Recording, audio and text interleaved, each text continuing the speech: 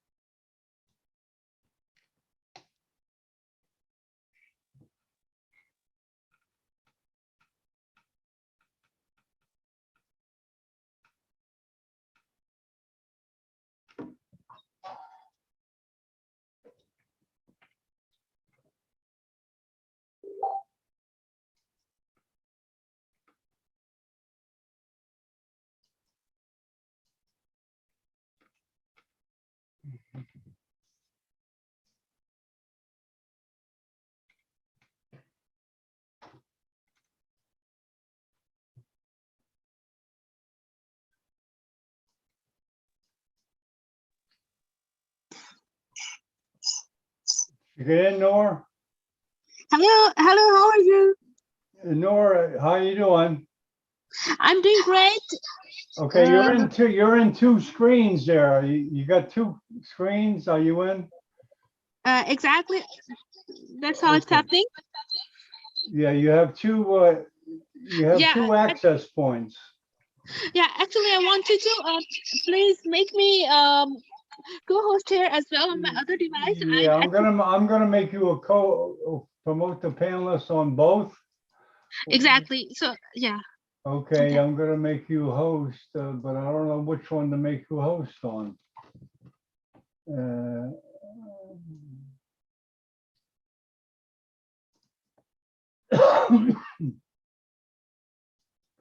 suppose I can make you on both.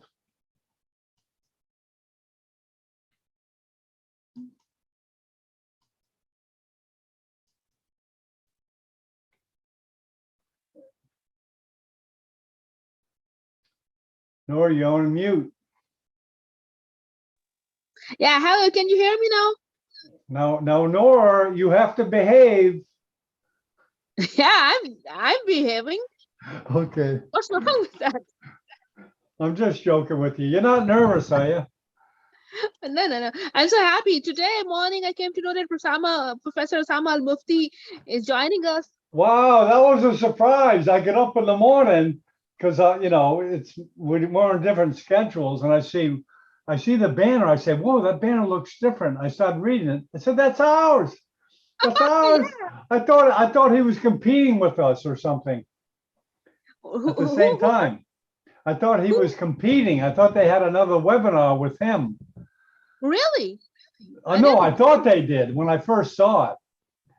Wonderful. But, I didn't know that. I didn't but know I was that. mistaken. I said, "Great, he's going to be with us." Oh, really? No. It's such a huge Yeah, surprise people. for me. When I woke up today, I just get, I just received this email that was saying that Professor Osama Al Mufti is going to join us today, and I was like, "Wow, how come I cannot believe That's it in my great. own That's eyes?" great. And he's Now coming. listen, Nor. This is a little different because we're not letting anybody in the panel other than Exactly. you, Lewis. Okay, that's no problem. But you're gonna help me as co-host. Yeah, sure. People will be saying, "Oh, I want to get in. I want to get in." No, I'm not gonna. Anyways, you can chat. You got the chat there, right? If you want to make instructions to the people. Yeah. I'm going to tell the people they can also go to YouTube to react interface. It's a better interface actually. Chatting. You know what I mean? Yeah, exactly. I do. Yeah, people don't use that. People use the Zoom chat, which is fine, but the YouTube is Well, okay. much better. As long YouTube is much better. as long as they are not interfering negatively, then it's okay. They can chat, and if there is anyone who is causing interference, then Yeah, you you and I go. both Yeah, will see. you just Yeah, go to exactly. the YouTube now and look at the chat. You'll see what I mean. Go. You see the link I put in the chat. Go to that link and look at the YouTube interface, the chat interface. Yeah. Let me see. Yeah, you see it. You can even say hi. I'm Nor. Welcome to the Yeah, conference. You can put a little chat there if you want. You can start a chat. yeah. I'm just looking at. I'll be back in a moment. Just a little Yeah, glitch. yeah, Again, I know. and you would it'd be nice if you could kind of keep an eye on that chat also, Yeah, I'll keep that. I'll keep because that. people will be asking questions there about, Yeah, can I get whatever. yeah. I have to restart my laptop, and then just get back in. Otherwise, my other two devices are ready. So just my laptop. I'm just going to reboot it, and we'll be Yeah, back. yeah, sure. I'll be Thank you. around. Okay.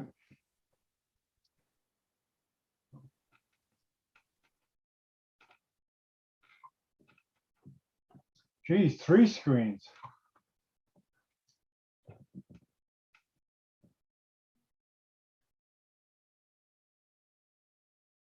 Yes, Deepak. Do you have Deepak Chow again? You have a question?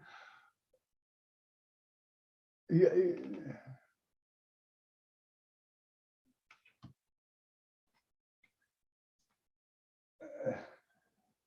We're gonna have a lot of people. Nor, Exactly, but there was huge. well, Nor, you know, response. there were more than 1,000 registrants. Oh, really? Yeah, the most I've Oh. ever had. Double, Really? triple. Oh, that's huge. 1,000 registrants, the best ever response that has been received by neurosurgical coaching. That's Yeah, huge. yeah, I know. You know, well, the thing is, there'll be more people we don't even know about watching on YouTube because it's hard to measure them. You know, they're just browsing in their computer and they see the webcast and they go to YouTube. They don't go through WhatsApp. Hello, Deepak Shalagain. Yeah, sir, Professor Paul Kadri has just sent me an WhatsApp. He's online. He wants to get in. So, do you have any direct, any direct connection so that I can send him the direct Zoom link? Okay, yeah, there's like, for example, now someone's asking, hello, when's it starting? Hello, Paul, it's starting in about 30 minutes. Do you have the direct link to this Zoom? Because Professor Paul Kadri wants to enter the lounge. Yeah, okay. Yeah, he's quite interested. And let me just check my own. Yeah, you can send them the link, no problem. Yeah. You send them the link, okay? Okay, can you see my slides also? Yeah. Okay. That's fine. I was very worried about it. So what I'm gonna, are you a neurosurgeon or a resident? I have completed my neurosurgical residency. Okay, you're a resident, okay. So do you have the direct link so that I can just send it to Professor Paulo Kadri? No, they just use the same link as everybody. Everybody's okay. equal. Everybody's equal. And No, we no, just have I to mean- keep an eye on him in the coming in. You know what I mean? Oh 'Cause yeah, we have to admit him. So you gotta help me keep an eye on that board to admit as a co-host. We gotta keep our eye out for Kadri, Lewis, obviously Al-Mefti. Hmm. So I haven't done this before, but we can do it. I guess that Professor Manas was also interested. Well, whoever you guys want in the panel, we've got to admit him. Okay. Did he want to be admitted to the panel? I'm just looking at it. Oh, you can ask Lewis when he comes.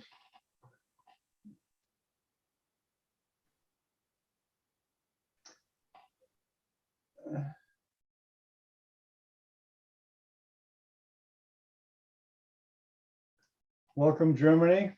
They're starting in 30 minutes.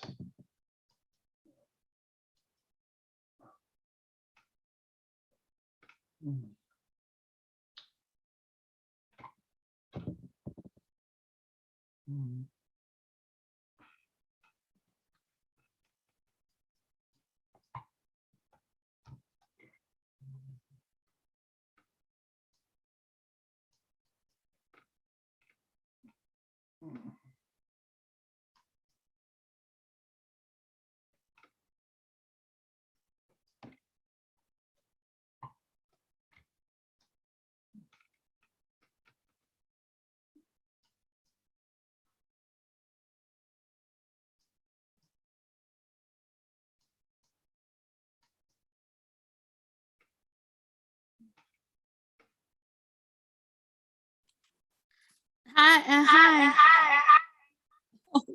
Lots of people. Yeah. You got to be careful there. You have two inputs. You got to be careful of the audio. Yeah, exactly. I've tried to mute all them. You're going to have to mute one of or the other. I don't know. What am I?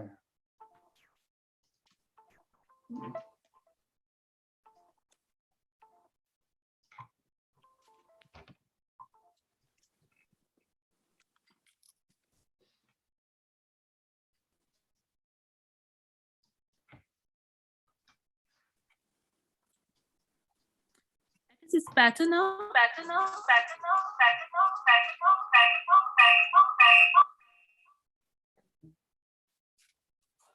Well, the other inputs are muted.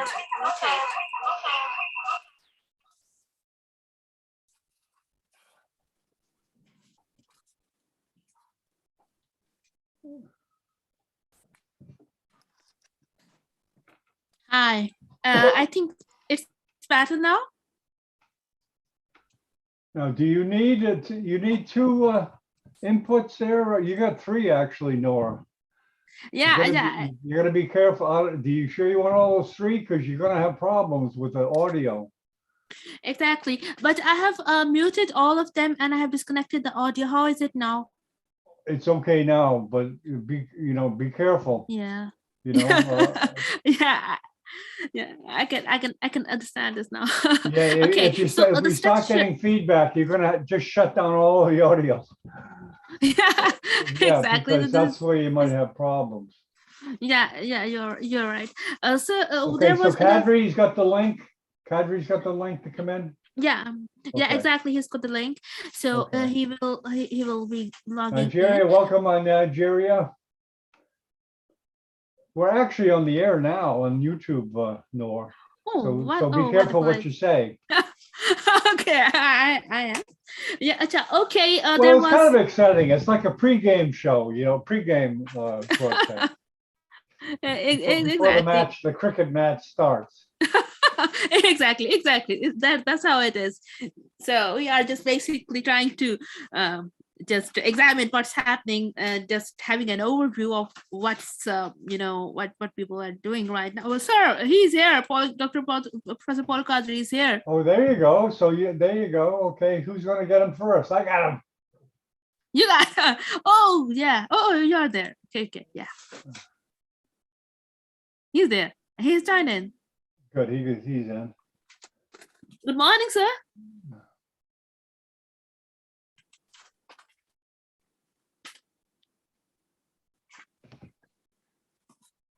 I think he's muted. Okay, Good morning. Good morning. Good morning, sir. Good morning. Thank you so much, sir, for joining us today. It's a matter of huge honor and pleasure for us to have you here in our module 1. And sir, I thank you so much first of all for accepting our invitation.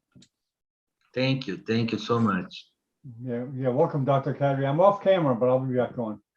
Great. We're going to have a big crowd. Chinese and Japanese translator. Great. Both neurosurgeons, because the vocabulary is a little different from most translators. Yeah. So beautiful. Yeah. So John, we are also planning to do a webinar for the anatomical committee. Oh, great. I'll have to get in contact with you. Yeah. Let me give you your email right now. Yes, sir. Yeah. So we have about 1,000 registrants for this webinar. About 1,000 people have registered for this. 1,000. Exactly. Oh, yeah, that's the most I've ever had. Beautiful. And China will probably have 3,000 or 4,000. Sir, I've also sent an email to Professor Salma Al-Mufti. We were so much overwhelmed to know that he's joining us today. So I just sent him the link and in the email address and all the agenda, everything. Great. Good morning, Romania. Good morning, Portugal. So we already have people from Romania and Portugal. Yeah. Now, can I test my slides? Yes, please. Yeah, you want to check them? Yeah. If you have any videos too, please check them.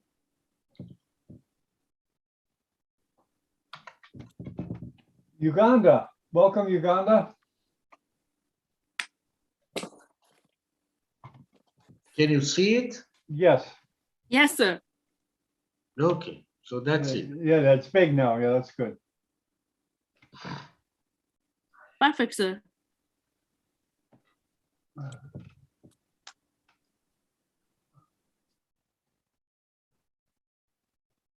When was the picture, Maria? So which one, sir? That one with The one Professor. I should. So that the picture I took it in 2018 at Kuala Lumpur WFNS. That's an old one. We were staying at the same hotel as well, so my family also got to meet him in the same hotel. We were so much excited and overwhelmed. It's like 4 years ago, almost. Beautiful. Thank you so much, sir.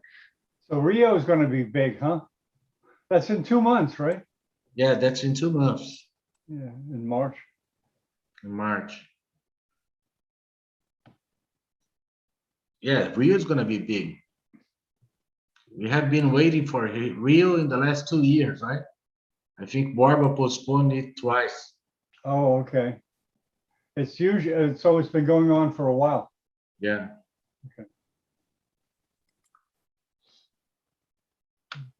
Yeah, did you get my email? It's, Let I me put it in check. the chat. It's in the chat there. Do you see the deserted beach at Hotmail?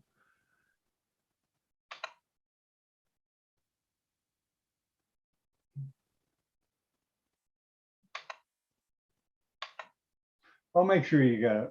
Don't worry. I'm probably your friend on Facebook.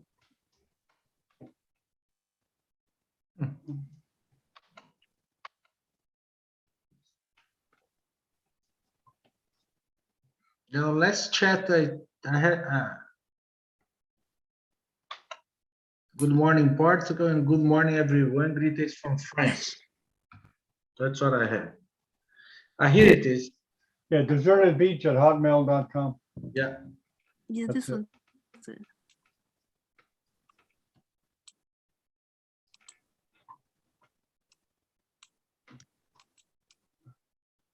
Sir, this webcast will be live on YouTube as well. Yeah. Yeah, the link on YouTube, let me put it. The link.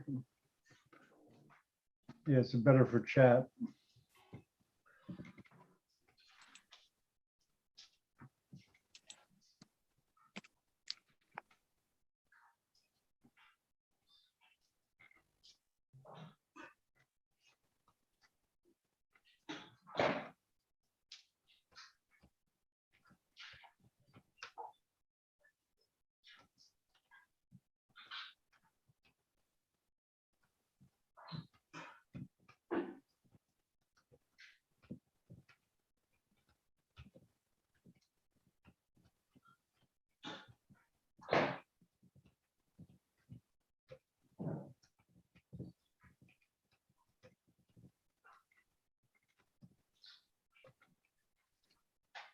I've just communicated the link to Professor Borba, Professor Babak, and Professor Victor Hugo Perez. Again, I've sent this updated link.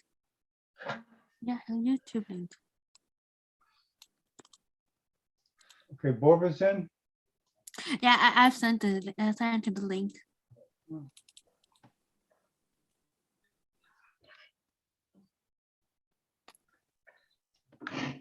Yeah, we gotta, I'm not used to this, going to the list. You gotta go to the list and pick the people out. You know what I mean? Yeah, exactly. Yeah. I'm just looking at Just, it. I don't see anybody. We're Yeah, waiting for Victor, right? Victor. and Dr. Yeah, Professor Borba Dr. himself, Almefti. he will join in. Well, a lot of people come in at the last minute. Especially. Good day from Russia. Hello, Naeem. Naeem Shaban. What city in Russia? Naeem.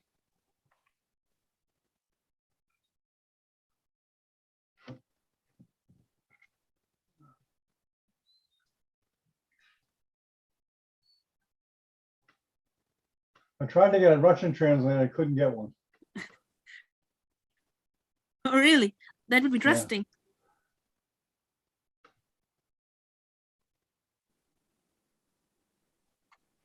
I have also shared the YouTube link on my Facebook account. Maybe people might might feel it, better to join through YouTube. Many of our attendees have a very interesting query. They was thinking that we might be asking them questions, or we will be giving them assignments. So they were quite, quite reluctant to join through the Zoom link. So I had to share through our parade that we are not going to ask them any questions, and we are not going to give them any assignment, because this is not what we really want to do.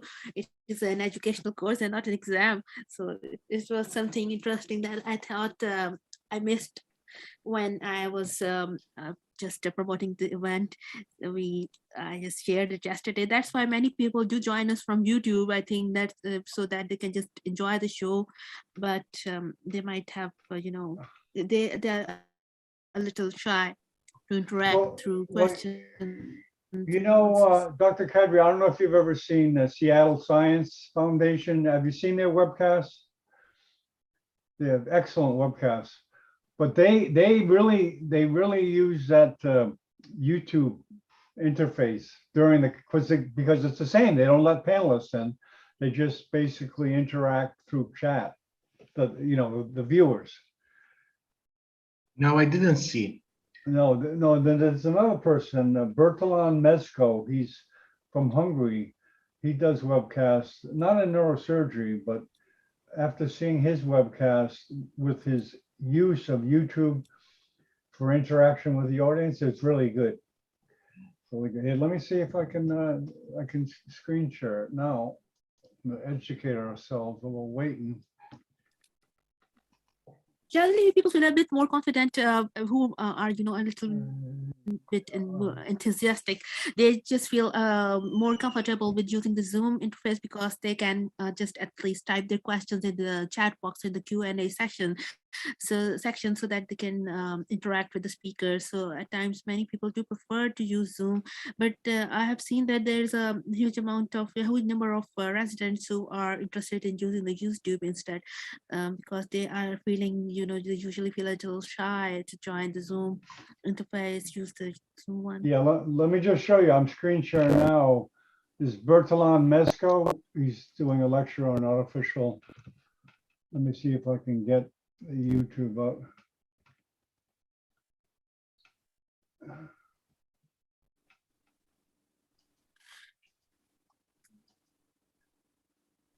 You see the chat?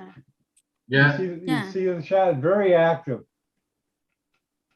Sir, Professor Victor Hugo is here.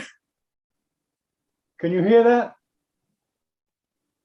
No. No, okay. I didn't enable a hearing. But anyway, you can see how active they are with the chat. It's kind of like training the Sir, audience. I guess Professor Victor Hugo is here.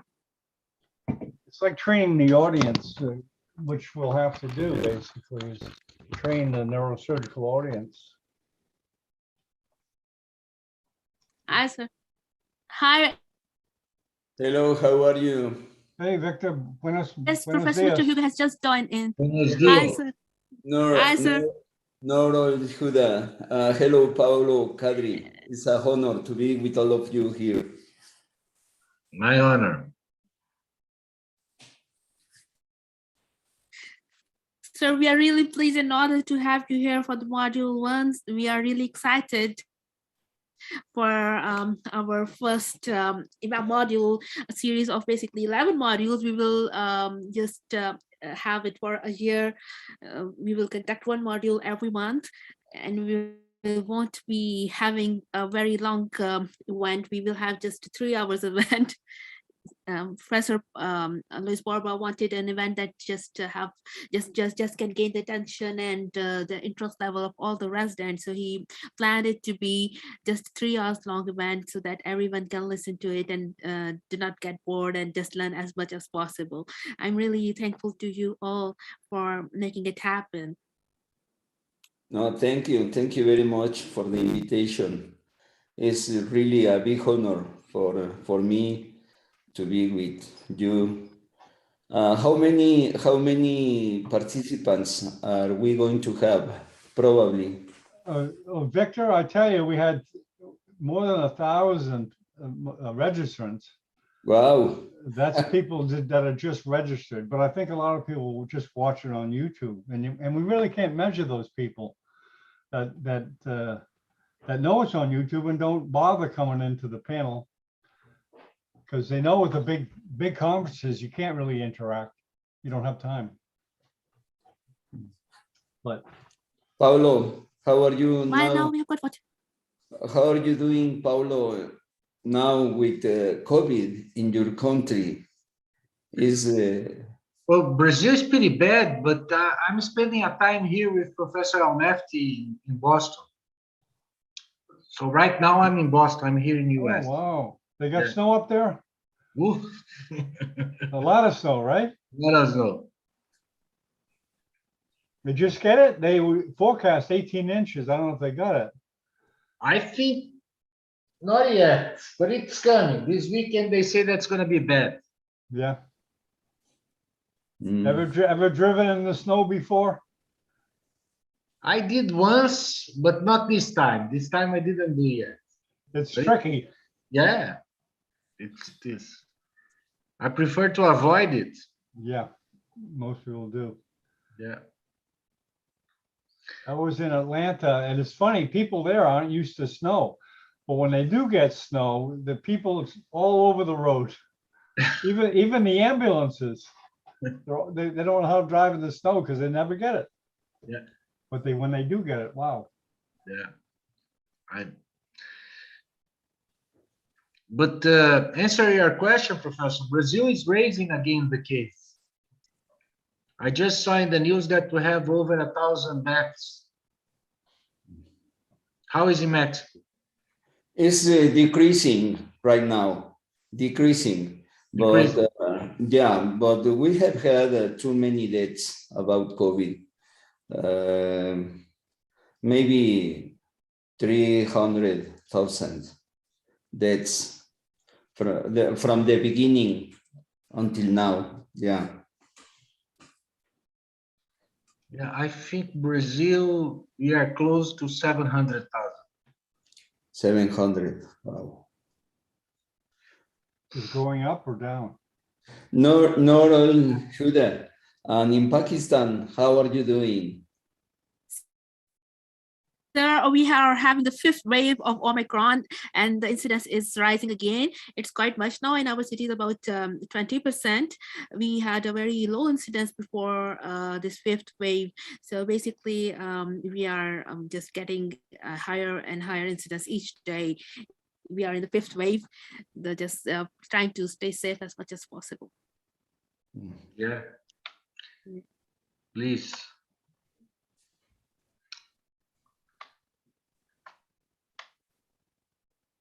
So I do think there is some more responsibility. There should be more responsibility. The citizens should show a little more responsibility.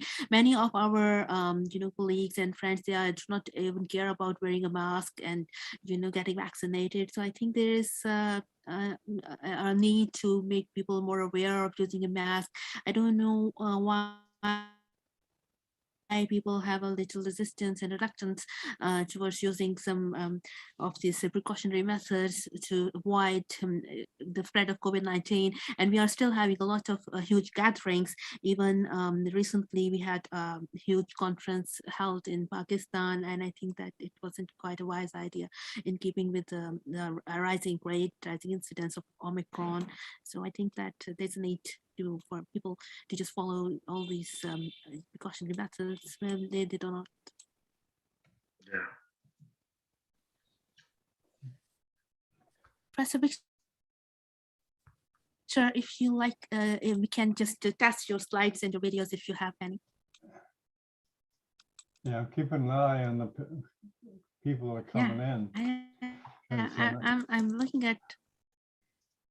I'm sure there's a better way to organize it from my end as far as, I guess, sending out only certain links, but never done it.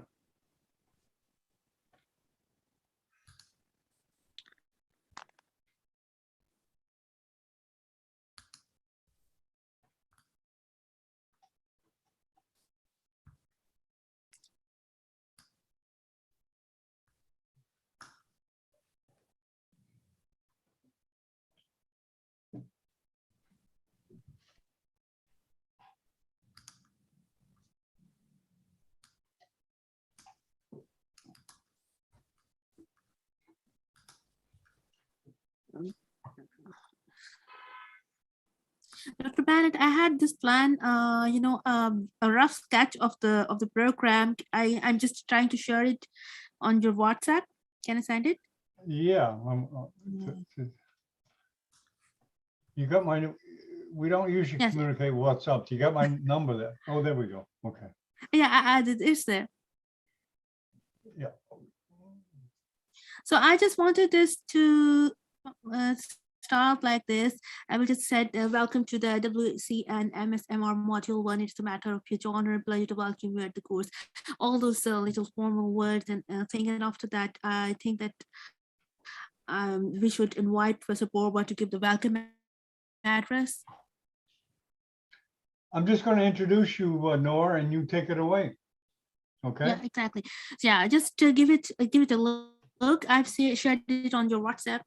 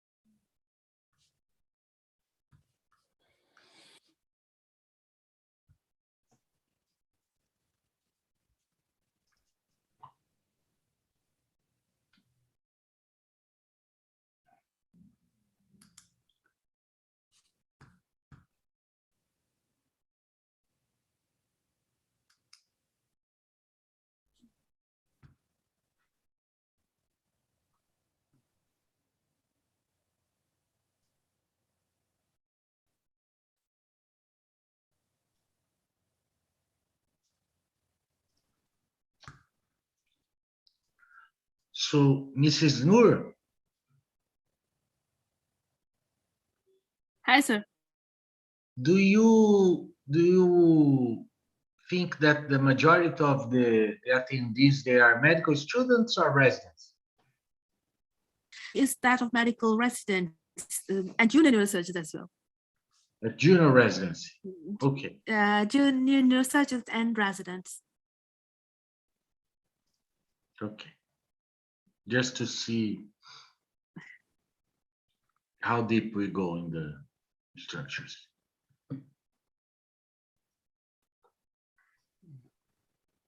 So most of the time, the junior neurosurgeons and the residents are much more interested in anatomy, especially for exam point of view and for the better understanding of the surgical procedures and surgical anatomy. So I think that's why they showed a lot of enthusiasm when they first heard of the conference that they will be teaching anatomy. Many of my own colleagues, they just sent me a message that when will it be held and how it will be held and what sort of anatomy would you be teaching there, what's the level. So I told them that obviously it will be very comprehensive and amazing. So sir, just try to do your own thing. I know you give amazing lectures. I have seen many of your recordings as well, and they were very helpful for me even during my own residency. So thank you so much for all that. And I think that you are going to give an amazing lecture for sure. That's a good idea. And medical students, you want to introduce yourself on the chat? Just say hello and where you're from. Medical students, Paul Onega, where are you from, Paul? Natambi, you're from Uganda. You're from in Africa, right, Natambi? Medical student from Gambia. Oh, medical student from Portugal, Rafael Tiza Fernandez. Yeah, eventually we're going to utilize the breakout rooms for the neurosurgical resident from, where are you from, Triane? Yes. So we'll have breakout rooms where you can interact with these. A medical student from Turkey. Turkey. Romania. Romania. Keep them coming. He's Romanian. Medical student from Uganda. Wow, it's another student from Uganda. We've got attendees from every continent, I guess. 73 people have already joined our Zoom link.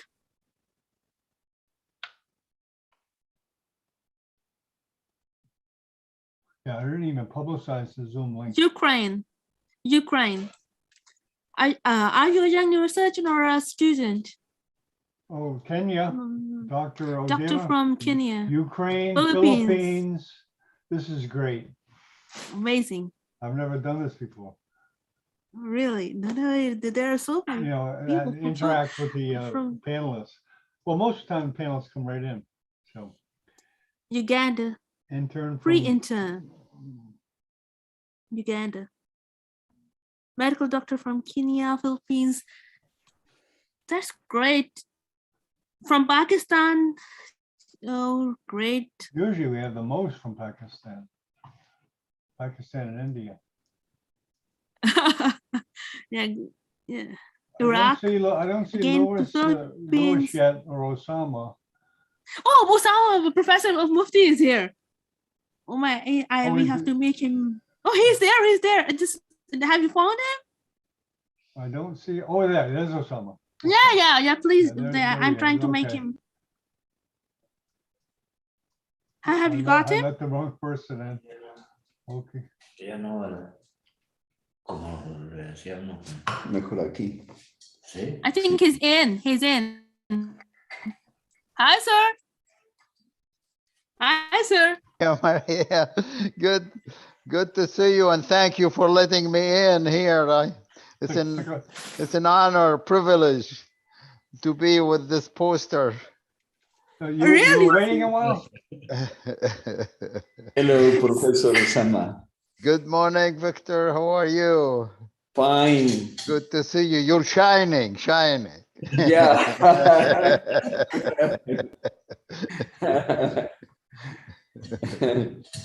Good morning, sir. Good morning, Maria. How are you? I'm doing amazing, sir. Thank you. Thank you for putting this together. Thank you so much, sir. The honor and pleasure is all mine. I was so much overwhelmed with joy and honor when I came to know that you are going to give us the privilege of having you here in the module 1, sir. I was so much to be here. I was so much excited. Thank you so much, sir. It's a huge honor for me and for us and for all the organizers and for everyone who is watching you right now, sir. And I'm so happy and so excited, sir. I had the honor of seeing you in 2018 in Kuala Lumpur at WFNS, me and my family. We were so much overjoyed to see you there at Kuala Lumpur. It was a wonderful day for me. And I think that is, it's really, I just cannot believe that you are here. Sir, thank you so much. The pleasure mine, Maria. Thank you so much for letting me in.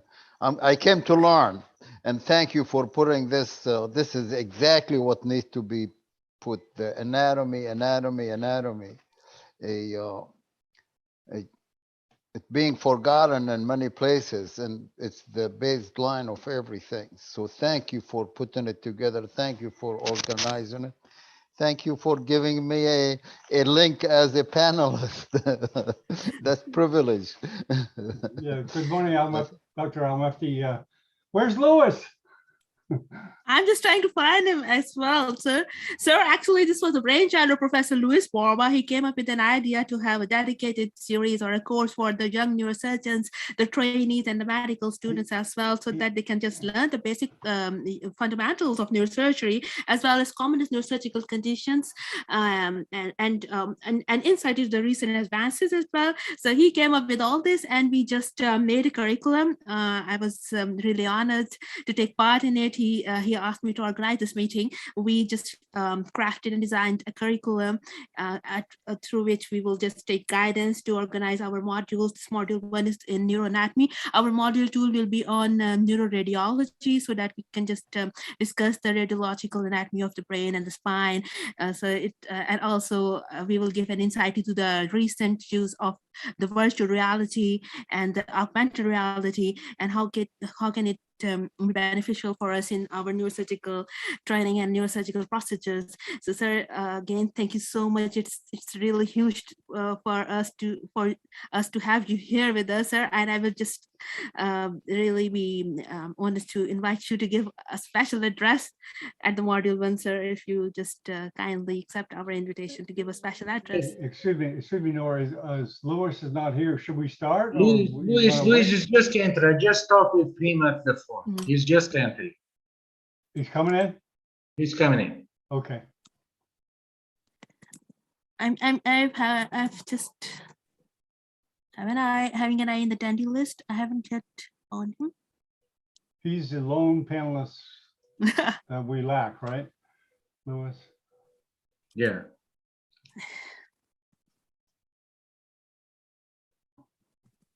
Yeah, he's here. Sir, he's here. Just convert him into panelist. Oh, there He's he in the is. There attendee he list. is. Yeah, There- there is. Okay, there's Louis.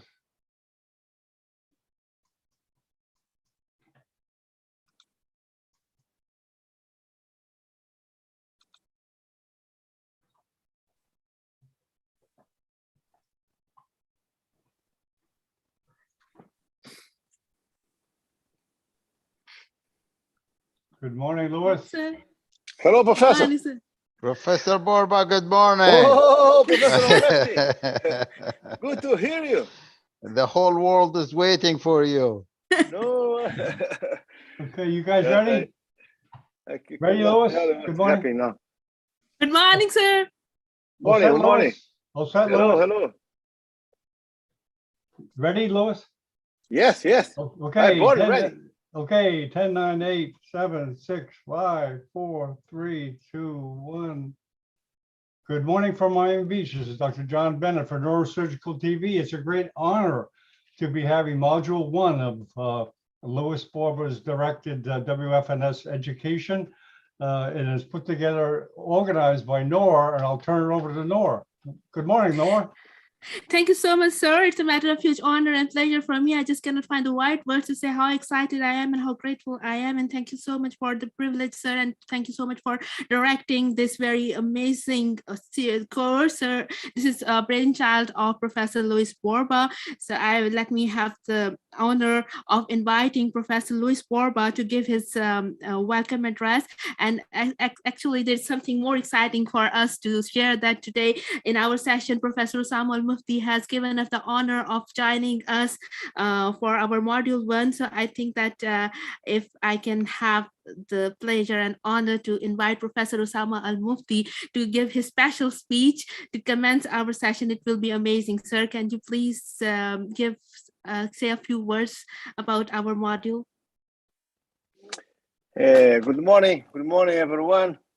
It's a great pleasure to start this new project.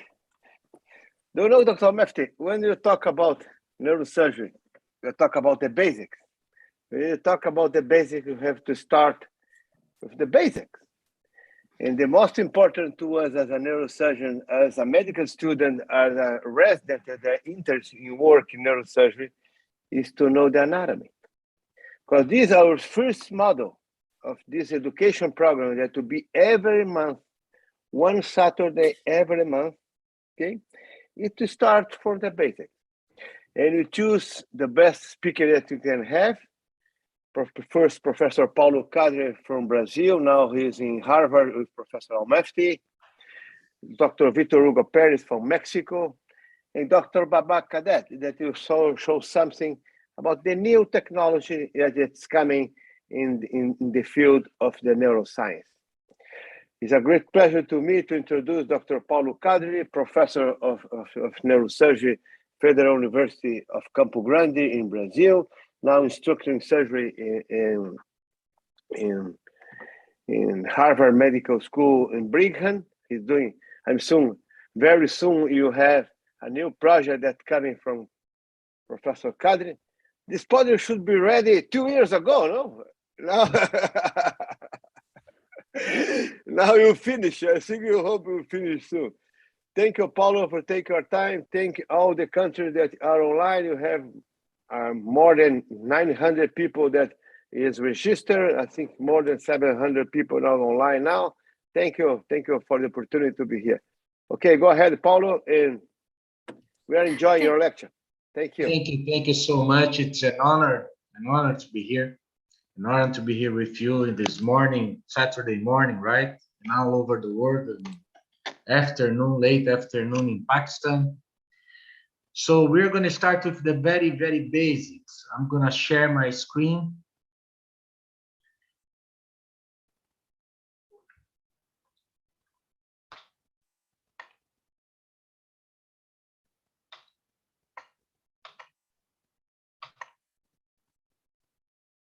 So first, I'd like to greet Professor Borba for putting together. I also like to say that with Professor Gomes Amador from the Anatomical Committee, we are also planning to do another webinar that will go from the basics to the most deep anatomy series. And of course, thanks also to Ms. Maria to putting together this and giving us the opportunity to share what we have been doing with the young neurosurgeons and medical residents and medical students all over the world. That's a beautiful interpretive. So we're going to divide these lectures in two main points. The first one is going to be the surface organization of the brain, sulci and gyrus, and the second one, the internal organization of the brain. So they gave me 1 hour. Let's going to see if we can keep on time, but I think it's going to be enough. So whenever we think about the surface organization of the brain, we have to come back to the principles. And first of all, those were first divided according to the bones that was made by Arnold in the late 1900s. Those that most studied that were Paul Broca and Gaciolet. This is an evolved history, but make this short. Nowadays, we have at the International Terminology Anatomic 6 lobes, but we neurosurgeons, we mostly work with the concept of 7 lobes. Those are the frontal, parietal, temporal, occipital, and the insula, the classical. Later on, we have the rescue of the concept of Broca, the concept of the limbic lobe. And for us neurosurgeons, we do have the concept of the central lobe, the pre and post-central, after the description of Professor Yashargi. The pre and post-central gyrus, we call the central lobe. Of course, we have to know that we are mostly studying the surface. We do have in our minds the concept that 2/3 of the cortex, they are hidden between the fissures and sulci.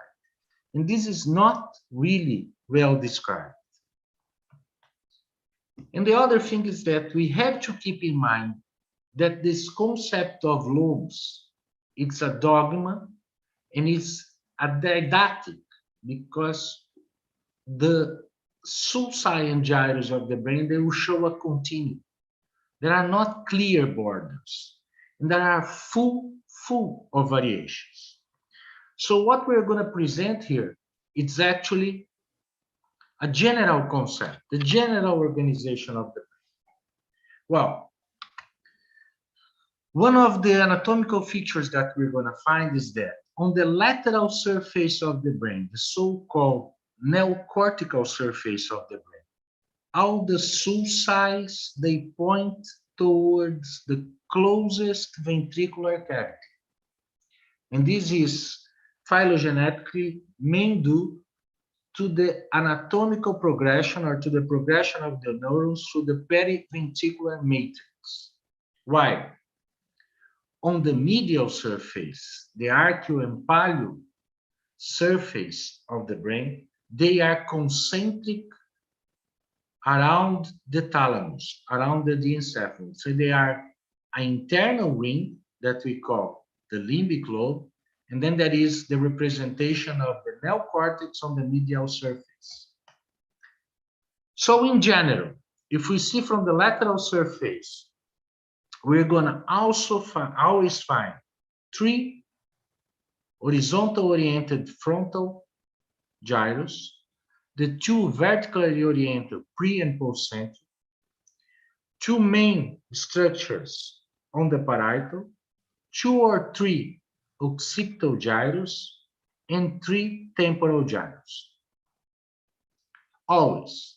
There will be some variation, but we always gonna find those. While in the medial surface, we're gonna see an internal ring, that's the limbic lobe, an external ring. That's the main representation of the neocortical structures on the medial surface. So that's the basic that we have to look after. Then, of course, there will be full of variations, full of accessory gyrus, but the main gyrus that we have to find out and correlate also with our images are those that I'm going to present now. So whenever we start to build up our anatomical surface, on the lateral surface, we're going to find or going to look after the central sulcus and the sylvian fissure, because they are the most reliable, they are the most constant ones. Once you find those, you can start to build up anterior and posterior the structures that you are looking for. While on the medial surface, we're going to face the internal ring around the corpus callosum, which is surrounded by what we call the limbic sulcus. Now, on the medial surface, we do have the representation also of the superior frontal gyrus. Some people call this the medial frontal gyrus. Here we can see the sulci of the cingulum with its marginal ramus and the so-called paracentral ramus. The marginal ramus is very important because it's very constant, and we also see its representation on the interhemispheric fissure all the way towards the superior aspect, or on the border, the superior lateral border of the brain. And we know that the first sulci in front of it is the central sulcus. So this is one of the key landmarks that we use to find the central sulcus. The frontal lobe has two major sulci, the superior and the inferior frontal sulci. Both of them, they will finish in the superior arm and on the inferior arm of the precentral sulcus. Precentral sulcus is most of the time interrupted because the precentral gyrus has connections with the superior, with the middle, and with the inferior frontal gyrus. The biggest sulcus is usually the superior one. On the middle frontal gyrus, which is usually the largest of the three gyrus, we do have, or we may have, a shallow sulcus that we call the middle frontal sulcus. The inferior frontal sulcus will finish at the inferior arm of the precentral, and it will separate the middle from the inferior frontal gyrus. The inferior frontal gyrus, it's very important, especially on the left hemisphere, because it's related to the motor area of the language. The inferior frontal gyrus will be divided by the ramification of the sylvian fissure. So if we start to see the sylvian fissure, there is a cisternal point on the transition of the lateral and the basal surface of the brain. That cisternal point is the so-called the anterior sylvian point. At this point, the stem, the sphenoid portion or the anterior portion of the sylvian fissure will divide. And this ramification is done by the so-called horizontal ramus, ascending ramus, and the posterior ramus. The horizontal and the ascending will divide the inferior frontal gyrus in three portions or parts, the so-called pars orbitalis, the pars triangularis, and the pars opercularis. If we see around the Sylvian fissure, there will be a series of small accidents that will guide us to identify the structures that we're looking for. So it's important to see the continues around the Sylvian fissure. So the pars orbitalis is always connected to the precentral gyrus. Then we have the precentral connected with the postcentral gyrus. This area of the connection of the pre and postcentral gyrus is the so-called subcentral gyrus. We always find an anterior and a posterior small sulci, the anterior precentral and the posterior subcentral, the anterior subcentral and the posterior subcentral gyrus.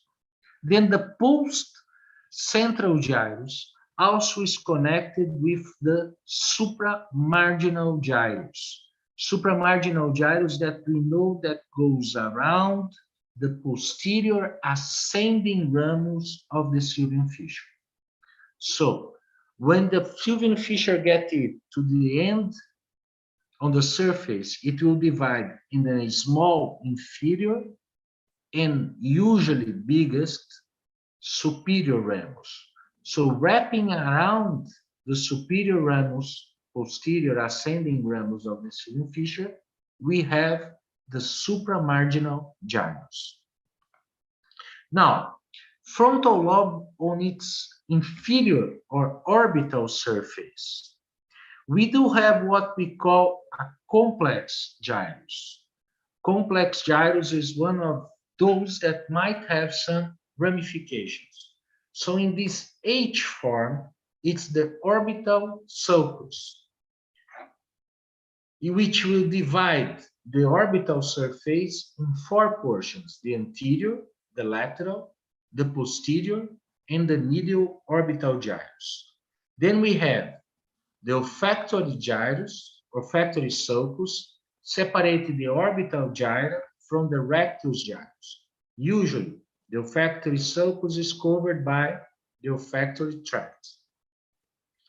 So there is one point where the most posterior aspect of the medial orbital merges with the most medial aspect of the posterior orbital. This is the so-called posterior medial orbital pole.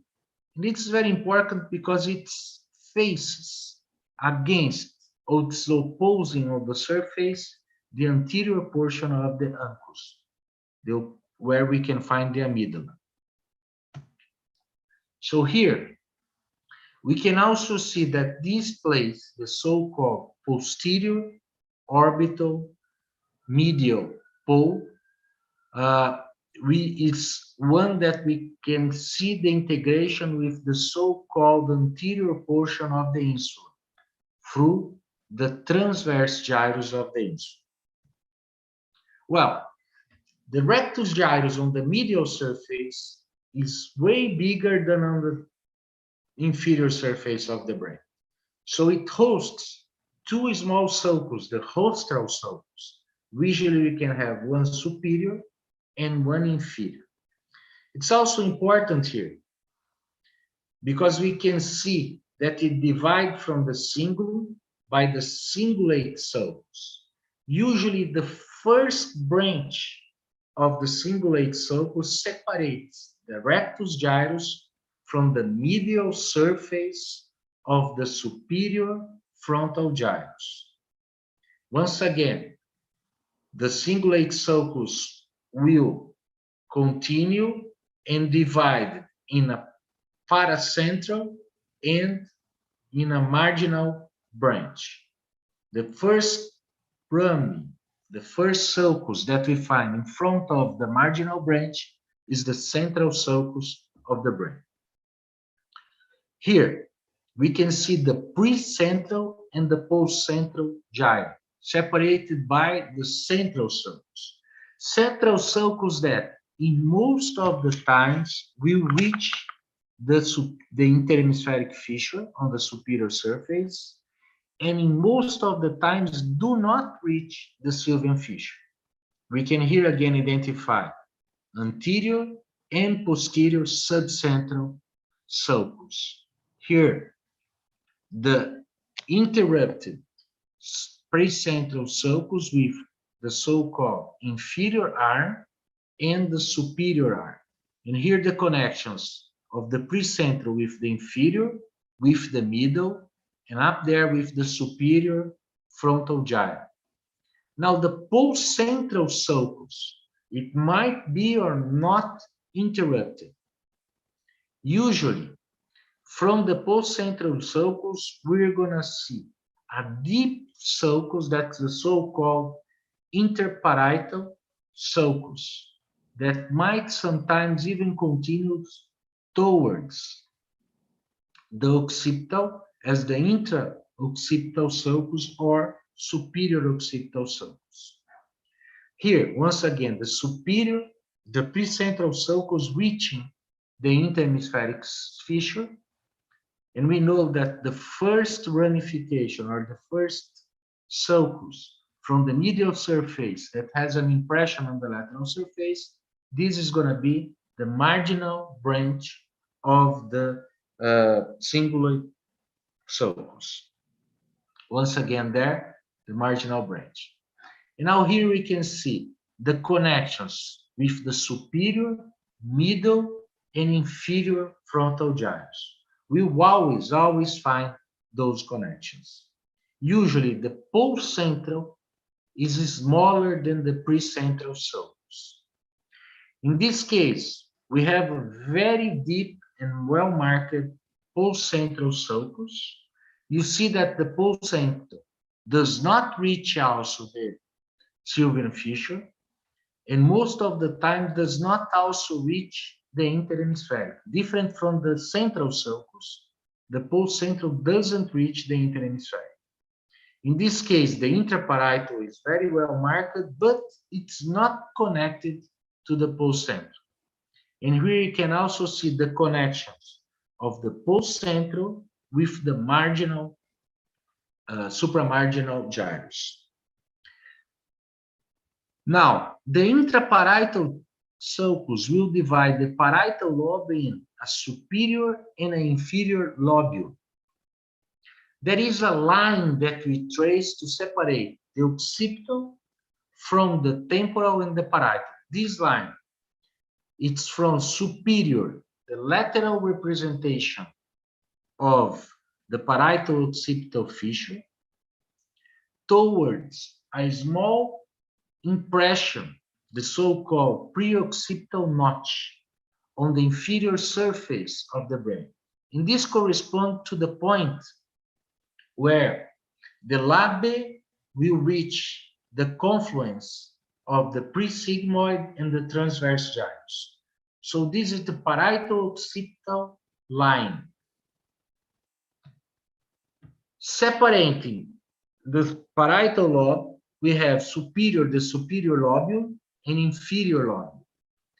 To separate the parietal from the temporal, there is also an imaginary line from the most posterior aspect of the sylvian fissure that bisect the parietal occipital line.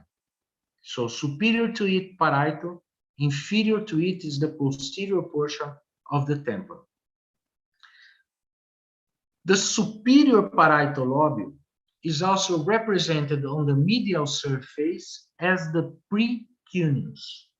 The precuneus that has this neocortical area and that is separated from the posterior aspect of the cingulum by the subparietal sulcus, which is also a complex sulcus that might have a form of an Y or an H.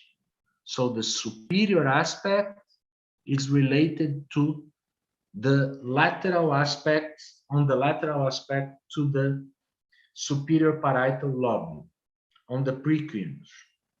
Here, the postcentral sulcus, from it interrupted in this case, and from it we have the continuation of the intraparietal sulcus. separating the superior lobule from the inferior parietal lobule. We have two sulci on the inferior parietal lobule. The first one is the two gyri. The first one is the supramarginal gyri, which wraps around the posterior aspect of the sylvian fissure. And then we have the angular gyrus. Separating them, usually there is a small sulcus, the intermediary sulcus of Jensen, coming from the intraparietal sulcus. Also, another way to find the angular is sometimes very difficult to identify its borders. But if we follow the superior temporal sulcus, most of the time it goes posterior, more posterior than the sylvian fissure. Also, the angular will wrap around it and is separated superior by the intraparietal sulcus. Occipital gyrus is one that has the most variations. You can find a pattern usually of 2 or 3 occipital gyrus. One of the way to identify those is like, if we follow the intraparietal sulcus, most of the times it will be continued with the superior occipital sulcus. If it is very pronounced, we also call this the intra-occipital sulcus. The superior occipital sulcus separates the superior occipital gyro from the middle occipital gyrus. Now, on the inferior surface of the occipital, we also know that the inferior occipital gyrus has an inferior representation on the inferior surface of the brain, as well as the superior is continued on the medial surface with the cuneus. So this is another way to identify at least the inferior and the superior occipital gyrus. The inferior occipital gyrus is continuous also with the lateral surface on the inferior surface, while the superior occipital gyrus is continued on the medial surface with the cuneus, separated the anterior by the parieto-occipital fissure and inferior by the posterior aspect of the calcaneal fissure. Cuneus because we do have this triangular shape. Now, the calcaneal fissure is divided in two portions. One anterior portion related to the limbic lobe, where we cannot find primary visual fields. The primary visual fields are located on the posterior aspect of the sylvian fissure, of the calcaneal fissure, sorry. And it's divided by the intersection with the calcaneal parieto-occipital fissure. Now, on the inferior surface of the basal aspect of the brain, we do have the representation of the temporal lobe and the occipital lobe. If we trace a line from the intersection of the parieto-occipital fissure with the calcaneal fissure towards the same preoccipital notch, it's the arbitrary way that we divide the occipital from the temporal. Temporal, we do have two sulcus, the medial temporal occipital sulcus, or also called the collateral sulcus, and the lateral temporal occipital sulcus. We know that inferior occipital and inferior temporal have also representations on the inferior surface of the brain. Between these two sulcus, we do have another gyrus that has a fused form, and that's why it's so called the fused form gyrus, has the form of a fuse. On the inferior bank of the calcaneal fissure, we have the lingual gyrus. Lingual gyrus that we can also divide in a posterior, medial, and anterior portion. Fusiform gyrus, that lingual gyrus that will meet together with the distymus of the corpus of the cingulate gyrus to form the parahippocampal gyrus. We're coming back here. So once again, the lingual, the inferior occipital, and the fusiform gyrus. And here are the lines that we use to divide parietal, temporal, and occipital.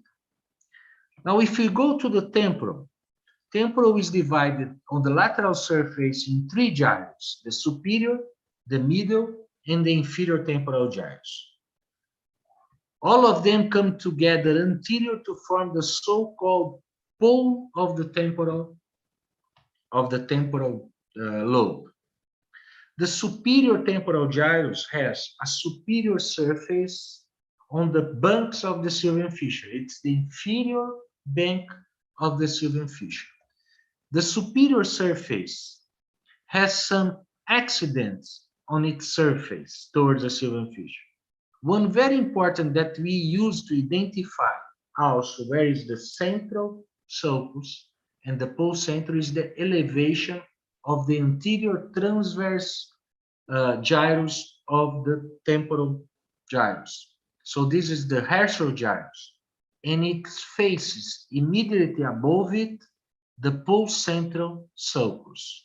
So this is another way for us to get a reference and identify where we are within the Sylvian fissure. Now, on the superior surface, the superior temporal gyrus has a smooth, the so-called temporal planum polari. It's a smooth surface, concave towards medially. On the most anterior aspect, we have some indentations that the so-called the Schwab gyrus. Then we have the impression of the rhinal fissure. That's the rhinal impression within the Sylvian fissure that separates what we call the pole from medially, the anterior surface of the uncus, where we have the amygdala located. As we advance posterior within the superior aspect of the superior temporal gyrus, we will face an elevation that is pointed obliquely towards the atrium. That's the anterior transverse gyrus. That's the Herschel gyrus. We can have 2 more transverse gyrus within the posterior aspect. Altogether, those are the so-called planum temporale. So on the inferior surface, separated the limbic from the inferior aspect of the temporal and the occipital, we have the medial temporal-occipital sulcus, which might be or not be continuous with the rhinal sulcus. Rhinal sulcus that, as we saw, continue all the way towards the Sylvian fissure and make an impression, the rhinal impression, that separates the pole of the temporal from its medial aspect of the limbic lobe, where we have the anterior surface of the uncus harboring the amygdala. The medial temporal occipital sulcus is also referred as collateral sulcus. Collateral sulcus is one of the 3 sulcus that we call complete sulcus. The complete sulcus are the ones that make an impression on the ventricular cavity. So we have the collateral sulcus that makes on the inferior surface of the temporal horn the collateral eminence. We have the calcarine fissure, which the anterior portion of the calcarine fissure protrudes inside the medial wall of the atrium, and that is the calcar avis.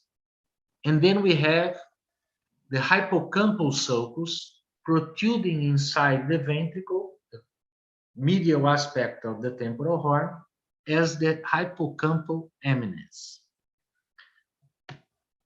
On the medial surface, we have what we call a complex sulcus because it's formed by several small portions of different sulcus, and that is the limbic sulcus. The limbic sulcus is formed by the cingulate sulcus, the subparietal sulcus, the anterior portion of the calcaneal fissure, and the collateral and rhinal sulcus. So it delineates the limbic lobe, which is different from limbic system. On the telencephalon, on the surface, the limbic lobe is formed by the cingulate gyrus and the parahypocampal gyrus. Cingulate gyrus that will start in the so-called subcallosal area. In this area, beneath the rostrum of the corpus callosum, in front of the anterior commissure and the lamina terminalis, we have different structures. First, we have a place where the cingulate gyrus come together with the rectus gyrus. This is the so-called cingulate pole. Then we have two small sulcus, the anterior and the posterior paraolfactory sulcus, that will delineate the paraolfactory gyrus and a very whitish structures in front of the anterior commissure, the paraterminal gyrus. Those are very important, especially when we are dealing with memory. So those are very important structures of the limbic system. Once again here, we have the cingulate sulcus, but coming together with the cingulate gyrus, when it turns around the splenium of the corpus callosum, it will narrow and it will form a small strip of cortex. This is the isthmus of the cingulate gyrus that will come together with the anterior portion of the lingual gyrus to form the parahypocampal gyrus. Parahypocampal gyrus that has as a lateral limit the collateral and the rhinal sulcus. Rhinal sulcus that we saw that might be or not in continuation with the collateral. Inside the parahypocampal gyrus, that here is isolated, we do have the most important structures of the limbic system, that are the hippocampal formation, the hippocampus itself, and the amygdala anterior. So I will almost at 40 minutes, so I will pass to our next portion of the lecture. This is just for you to have a glance on what we call the hippocampus. First of all, we do still have to talk about the insula. The insula is that triangular shaped structure at the bottom of the sylvian fissure. It is surrounded by the superior longitudinal fascicle. It has an anterior, a superior, and an inferior peri-insular sulcus. Also dividing the insula in two portions, we have the central sulcus of the insula. What we call the limine insula is the deflection of the lateral surface towards the medial surface. This space harbors the middle cerebral artery and the deep sylvian vein. The insula is so divided in an anterior portion, which the most superficial portion is the apex of the insula. It has an anterior, middle, and posterior short gyrus. And two, most of the time two, but we can find only one, sometimes three, long gyrus.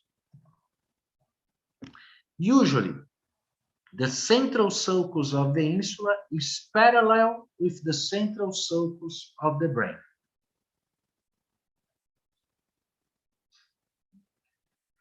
Now, the insula has also an anterior surface. And this anterior surface, it's important because at the point where the anterior and the superior perimarginal sulcus, perinsular sulcus, they come together, we call this the anterior insular point. And this is an important point of reference to us to reach the frontal recess of the frontal horn. I will skip our Sylvian fissure so we can go to the second portion of the lecture, that's the internal organization of the brain. So I'll give you a few words about the internal organization of the brain. And we do have to come back to Meinert, who was the first one to first didactically divide the different fibers of the brain in association and projection fibers. But that was not really studied until we have the development of the tractography. And it's renewed the interest of those fibers, especially in our subspecialty, that's the neuro-oncology, for treating the gliomas. So, the white matter can be divided in association. We are talking about the telencephalon, okay? In association and projection fibers. The association fibers, there are fibers within the same hemisphere, that's the intrahemispheric fibers, and between the hemispheres. So those are the interhemispheric or the commissural fibers. The interhemispheric fibers, we can divide it in short or long fibers. The short are the fibers connecting one gyro toward the other. So we call those the arcuate, intergyral, U or minate fibers. And one special portion of those fibers are the so-called extreme capsule. So if we remove the cortex on the lateral surface of the brain, the most developed fibers that we have are those superficial U fibers. That will give us this coralliform aspect. And those fibers are the one connecting one fibers towards the other on the bottom of the sulci. We can see that a gyrus has fibers originate from the crest. They tend to be projection fibers, while the fibers that originate from the wall, they tend to be association fibers. The most superficial of those are the U fibers. Now, if we go towards the Sylvian fissure, we expose the insula and we remove the cortex of the insula, we're going to face exactly the same U fibers. But because of in the cuts, axial cuts, we can see that those fibers are protecting or are outside the lentiform nucleus, and even more outside, more lateral. They are lateral to the claustrum. We call them extreme capsule.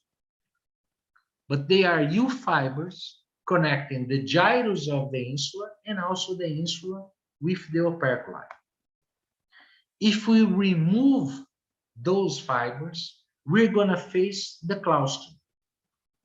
The claustrum is a very thin layer of gray matter that has in between it some fibers, and those fibers will make the external capsule. External capsule that has a dorsal and ventral component.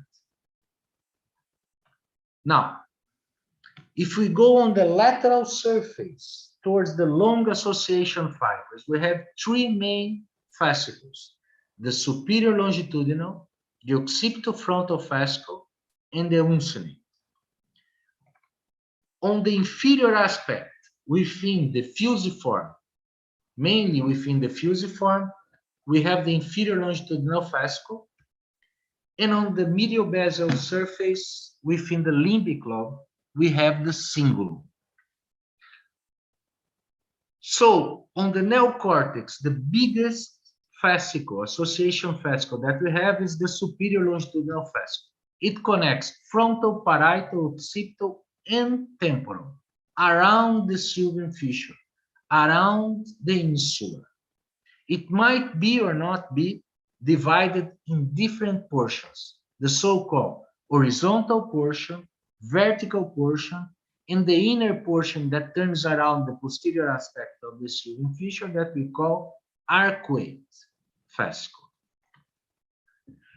Here we can see that it preserves the impression of the insula. It goes around the insula.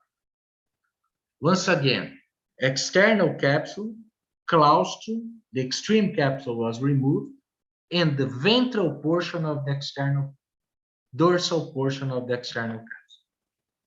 Within the external capsule, at the level of the limb insula, we have the two other fascicles of association on the lateral surface. They come together at the level of the limb insula.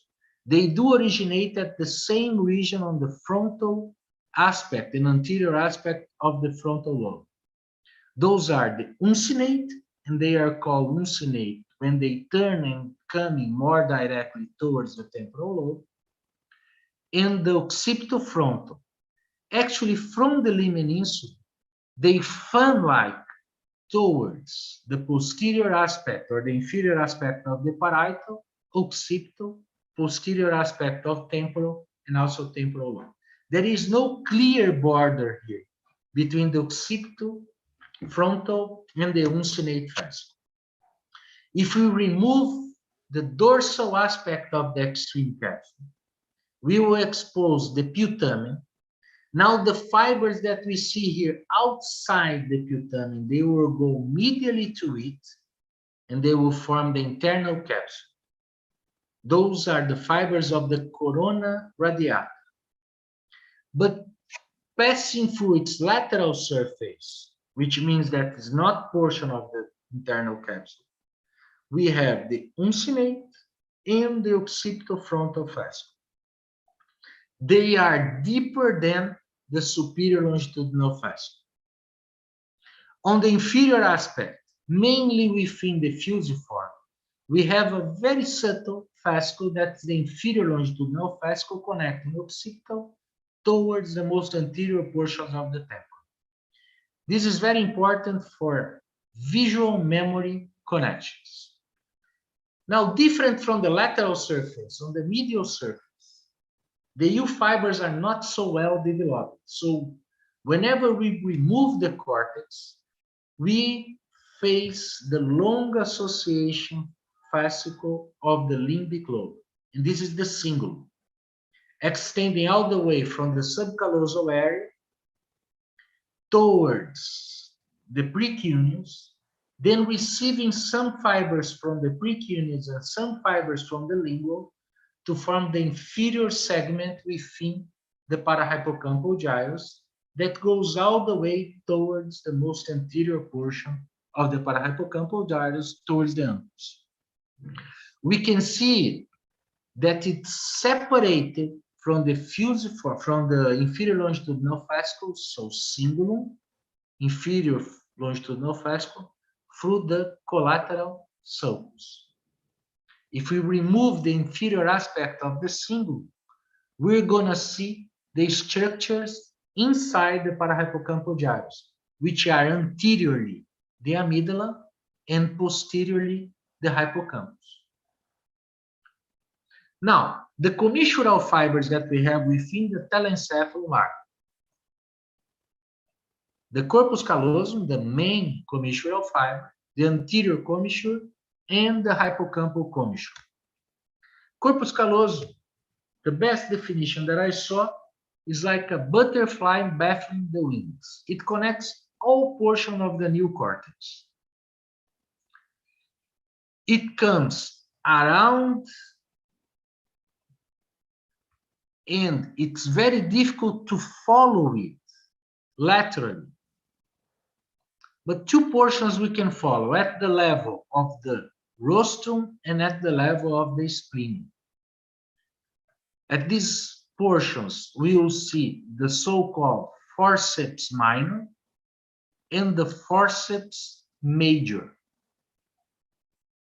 Now, at the level of the spleen, when we go deeper on the dissection of those fibers, instead of dissecting or directly posteriorly, they will turn and go more anterior. Usually, we used to say that the corpus callosum do not connection the most anterior portions of the temporal lobe. That was made mainly by the anterior commissure. But these inner fibers, they are the tapetum, and they will extend all the way anteriorly. So these are the inner fibers that we have on the lateral aspect of the temporal horn and the atrium. If we see from a medial dissection, it's the most superficial fibers. Once we remove the ependyma, we're going to face these inner fibers, mainly from the splenium of the corpus callosum, going all the way within the lateral wall of the atrium and temporal horn. Those are the tapetum. Now notice here, this is the superficial layer of the corpus callosum at the level of the splenium. This is the forceps major. If I go deeper, it changes its direction, and instead of going posterior, then goes anterior. So forceps major, tapetum. The other commissural fiber that we have is the anterior commissure. The anterior commissure has three portions, one ventricular portion on the most anterior and superior portion of the third ventricle, the so-called compact portion that makes an impression on the globus pallidus. And then once it advances laterally, covering in the amygdala, here is the amygdala on the most superior and anterior aspect of the temporal horn, it will fan-like towards the temporal lobe. So here, we remove the uncinate and occipitofrontal. We are seeing the putamen. Putamen that has a basal extension where it comes together with the caudate. This is the so-called ventral striatum. It's just superior to the anterior perforate substance. We do have a fiber system that purges the internal capsule and the globus pallidus and the putamen and fan-like towards the temporal, and this is the anterior commissure. So here is the anterior commissure, also called olfactory commissure, because there is a small component of fibers that goes towards the olfactory area. So we can see that merged together with the fibers of the uncinate and the occipitofrontal when it directly towards the temporal horn. Now, if I cut and remove the anterior commissure, I can see that it was covering the amygdala. This is the superior aspect or the cortical amygdala. Then now we are exposing the projection fibers within the temporal lobe. Now we are seeing that turn that is characteristic of the temporal lobe. That's the loop, the so-called Meyer loop, related mainly to the fibers of the optic radiation, but also we do have several different fibers. So this is another glance of the anterior commissure, where it makes that impression on the most anterior portion of the globus pallidus. Here, the impression, globus pallidus, the impression, this is the so-called Gratiolet channel. The hippocampal, the limbic, or the phoenicial commissure. So here is an isolated parahippocampal gyrus. We do have the two most important structures, the amygdala and hippocampus. Those are portions of our central nervous system, very old, archicortex. So they are covered by the white matter. We have white matter outside. The axons of the hippocampal commissure covering it inside the ventricle, the alveolus, will merge together to form its main efferent pathway, which is the fornix. Fornix that has different portions: the fimbria, the crura, the body, and the column. At the level of the crura, we do have some fibers crossing towards the other side. And this is the hippocampal commissure. Now, coming to the end, we do have the projection fibers. Projection fibers are fibers that leave the telencephalon, leave the cortex, towards the diencephalon, the brainstem, or the spinal cord. So we have the corona radiata that once pass medially to the putamen, we call internal capsule. So if we remove this, in this picture, we have all the fibers from the lateral surface.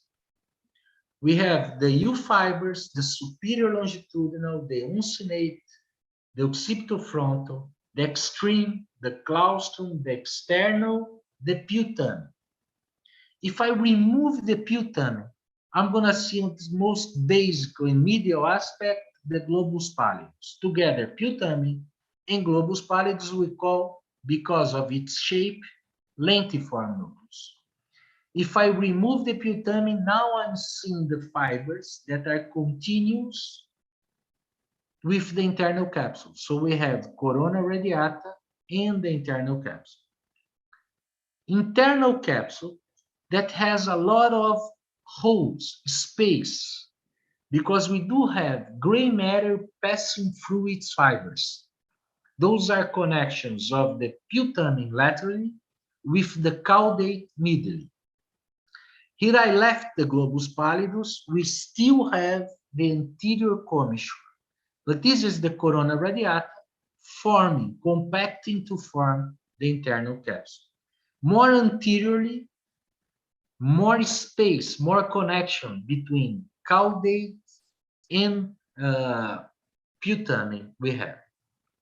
Here a close-up. See the space? This is this gray matter we call caudolenticular gray matter. We can see here the globus pallidus with its very hairy, it's whitish in relation to the putamen. That's why pallidus. And it's more dense than the putamen. And now here I totally remove the anterior commissure. Now we are seeing the corona radiata and the different portions of the internal capsule. We can divide the corona radiata in an anterior, superior, posterior, and inferior portion. If now I try to follow the corona radiata towards the peduncle, our limit is the optic tract. So the internal capsule, corona radiata, internal capsule, and the peduncle. Within the peduncle, we know that the most anterior are the frontopontine fibers. The most posteriorly are the parietal, occipital, and temporal pontine fibers. And at the middle, we do have the corticospinal tract.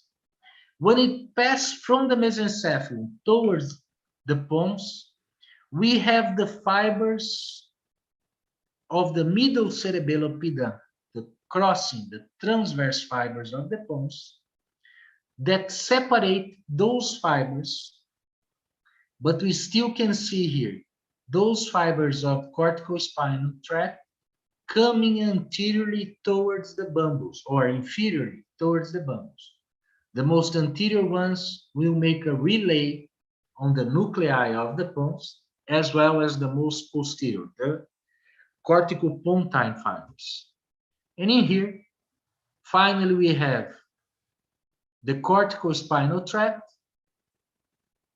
corona radiata, internal capsule, peduncle, within the pons towards the peduncle.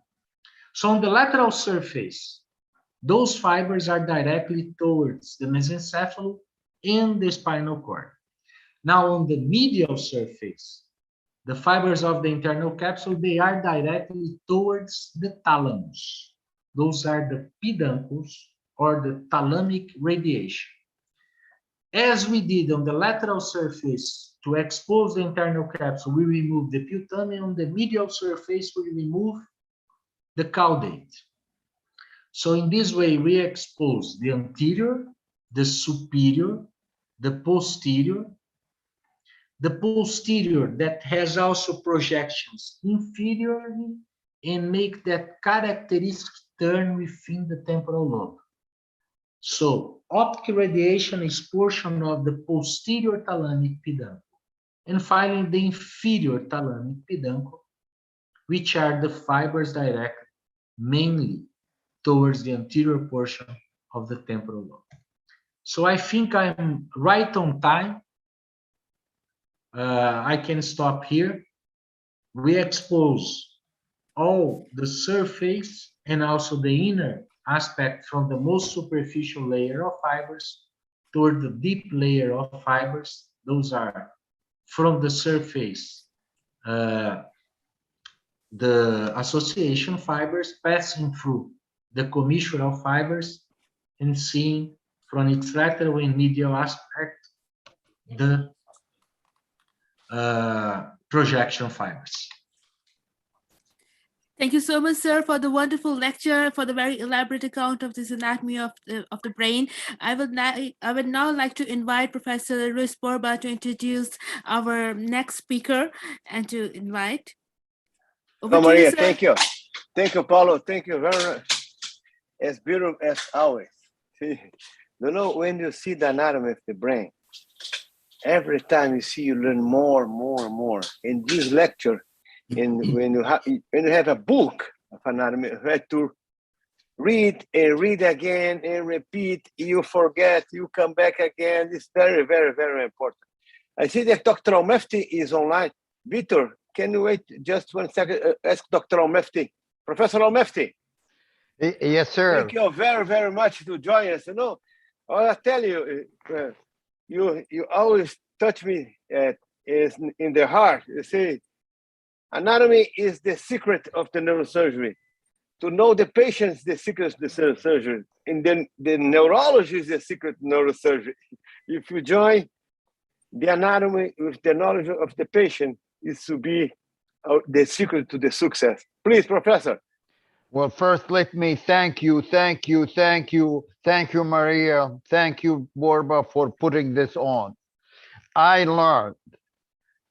I'm very, very fortunate and lucky to have Professor Kadri with this beautiful presentation, illustration, and above all, mastery of knowledge every day, because this is what we need to know if we want to operate on the brain, like Azarjil used to tell me. And there is nothing more important and crucial than to learn this, and to learn it from this high level super knowledge and illustration. I thank you all for this. I wish I repeat that lecture every day, like you said. Very, very, very grateful to you. Maria, you did beautiful putting these things. So thank you. And I'm sure I'm talking behalf of everybody listen. And I hope who's not listening for the next lecture will be listening, because that's what we need to learn if we want to be neurosurgeon.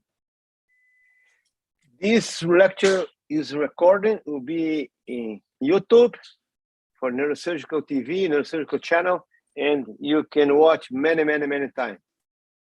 Paulo, now we are waiting your book. When the book is coming? It is coming. It's coming. It's coming. I'm working Dr. on it. Murphy, Dr. Murphy, push this guy very hard. I have to finish this book this year. Okay. The world is waiting for it. It's coming. Thank you, sir. Thank you. Thank you. Thank you. It's my pleasure to introduce our great friend, a Mexican anatomist and the neurosurgeon, Vitor Hugo Perez. Vitor Hugo does one of the most beautiful dissection I've ever seen. of the spinal cord and their elements. We know we do spinal cord surgery. We do spine surgery. We need to know the anatomy of this area the same way that you learn the anatomy of the brain.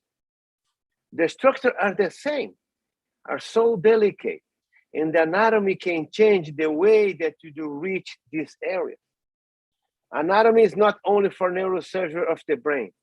Anatomy is for spinal surgery, spinal cord surgery, and anatomy is to everyone. I always say to the medical students that you need to know the anatomy, we need to know the patient. The other day, Dr. Mefter was a lecture about spinal, something like that, instability, something like that. We say, and you take a patient who's 5 or 60 years old, you take the MRI, every patient has something to operate. But the neurological exam doesn't show that this patient needs surgery. If you know the anatomy, sometimes you need many procedures that we are doing today could make easily and different. And Victor Hugo Perez showed this anatomy as a better guy in the world. Thank you, Victor, to join us. Thank you very much. Thank From Mexico you. City. Eh? Thank you, Luis Borba. It's a pleasure to be with all of you. Thank you, Noro, Huda, Dr. Al-Mefti. It's a big honor. So yes, as you have said, dear friend Luis Borba, anatomy is very important in order to do a good surgery. So I think in spine, we should know, first of all, the bone anatomy. Bone anatomy is very interesting because if we do not know bone anatomy, we could not put, for example, a screw into cervical, thoracic, and lumbar spine. So I am doing these models. They are in scale 1:1. And this is very interesting because you can study anatomy in these bones. They are made in resin, so I think this is very important in order to know bone anatomy. Let me share the screen.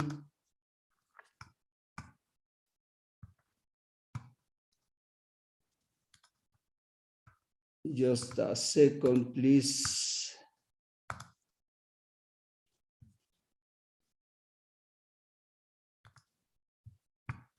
Let me share this one. Okay. Is now ready? Is now ready? No, you gotta get bigger, Victor. Okay, okay.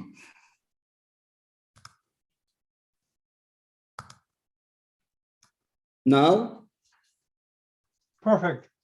Okay, thank you very much. As I told you, it's a big honor to be in the first class of World Congress of Neurosurgery for medical students and residents.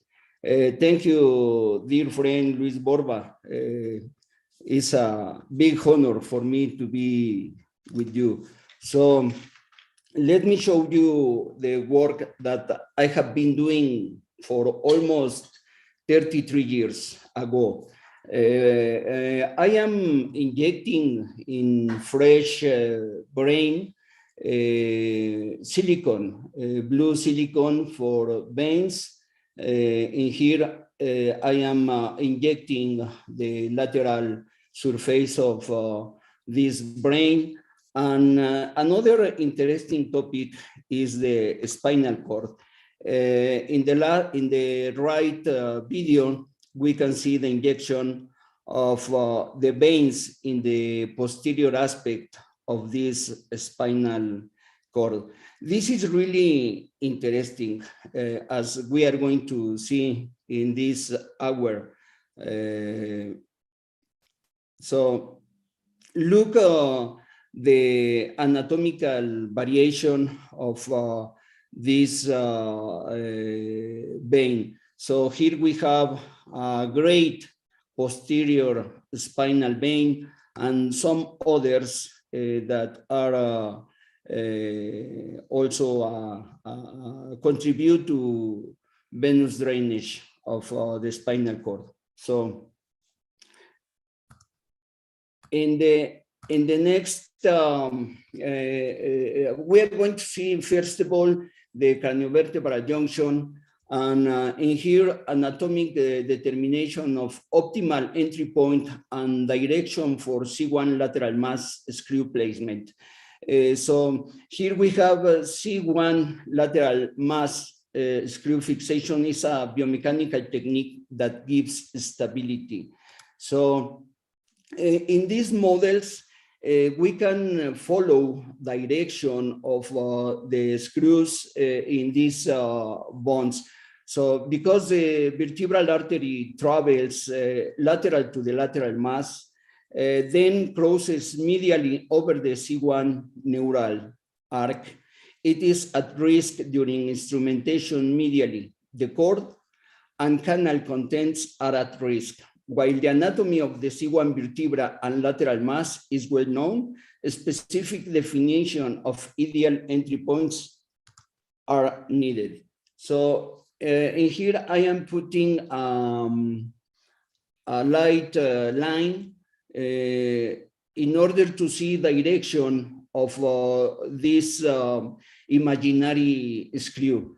So this is very important to know the bone anatomy of C1 and C2 in order to put these screws without some accident. So the reason for doing this kind of models is to improve our skills in anatomy bone. So in here we can see the vertebral arteries made in silicone, the anterior aspect of the cervical spine, and this is the posterior aspect. So the average length of screw within the lateral mass is 17 millimeters, with 21 millimeters of screw posterior to the lateral mass. The safest entry point was directly beneath the medial edge of the posterior arc lamina, where it joins the lateral mass. The ideal direction of screw angulation in the sagittal plane was parallel to the posterior arc of C1. In the medial lateral plane, direct anterior placement could be used, but the lateral mass will tolerate 20 degrees of medial angulation from this starting point. What's the reason we should know this? We should do exercise in order to make this surgical approach without accidents. So this is because we are going to work really very near to these neural and neural structures. So here we are doing an exercise to collocating these screws into the lateral mass of the first cervical vertebrae. Then after we open the dura mater, and we can see direction of the nerve roots and also the spinal cord in the cervical, in the cervical. So I'm going to follow this dissection, and we can be very sure localization of these cervical screws. Here we have the posterior aspect of the spinal cord, and here we have the posterior roots. We can also learn from some pictures but it's much better to work. This is a cadaver lab practice. So in order to make a posterior approach, posterolateral approach to the craniocervical junction. So if we follow these dissections, we can go to these fantastic structures, anatomical structures of the brain. So here we have the entry of the vertebral arteries, and then the first roots, nerve roots, cervical portion, and the medulla.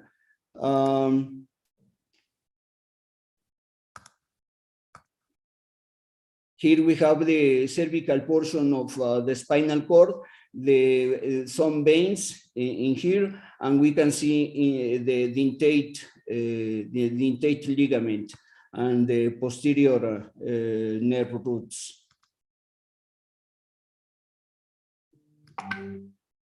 So the average distance between the vertebral artery foramen laterally and the screw pathway was almost 9 millimeters, and almost 6 millimeters from the medial aspect for the lateral mass. The range of anatomic variation was such that 9 lateral masses had a vertebral artery foramen to screw distance of only 3 millimeters. The vertebral artery was not at risk when this anatomical landmark were used. So this is another exercise doing this model, cervical model in transparent, translucid resin. So here I am doing this exercise to put these screws. We can follow the direction of the screw. And this is very important to make this exercise. In this case, I violate this the posterior limit, and look what could happen if you do not follow the correct direction and position of the screw. So this is an interesting video. Let me to repeat this. I think residents and students in brain surgery and spine surgery should work in these techniques in order to improve your own skills. Just look what could happen if we do not follow correct direction of the screw. So this is another interesting picture, and here we have the posterior aspect of the spine segment of cervical spine segment. So here we have the lateral masses and spinous process. So a C1 lateral mass screws are best placed beneath the posterior arc. At the end of this practice, I cut this lateral mass in order to see the correct position of this screw. So parallel with the arc in the sagittal plane, the entry point is the medial border of the neural arc at its junction with the lateral mass. Straight ahead screw direction is safe in the axial plane, but up to 20 degrees of medial angulation will increase the safety margin from the vertebral artery foramen. And this technique avoids vertebral artery damage and optimizes lateral mass screw purchase. We suggest that this is the preferred method of entry into the lateral mass of C1. So here another picture doing this exercise. The thoracic vertebrae, the vertebral bodies resemble cylinders with concave side walls and nearly equal anterior, posterior, and transverse dimensions. The T1 and T2 bodies show flat anterior faces. This is T1. The T3 body is the smallest thoracic vertebral body and shows a convex anterior surface. From T4 downward. The thoracic vertebral bodies become progressively larger to bear increasing weight. The two thoracic pedicles extend directly posteriorly from the vertebral body, nearly parallel to each other, rather than angling posterolaterally as do the cervical pedicles. The thoracic pedicles increase in size progressively from above downward. So here we have this segment of the thoracic vertebra, and let's talk a little bit about the thoracic pedicle screw placement. Meticulous dissection and exposure of the transverse processes should be performed. Cartilage should be resected. The most important anatomic landmark is the middle of the facet. Here we have the facet, as the pedicle screw start point should always be lateral to this midpoint. Let's go to see this video. Fourth, fifth, and sixth thoracic vertebra. These are made of resin in a scale 1/1.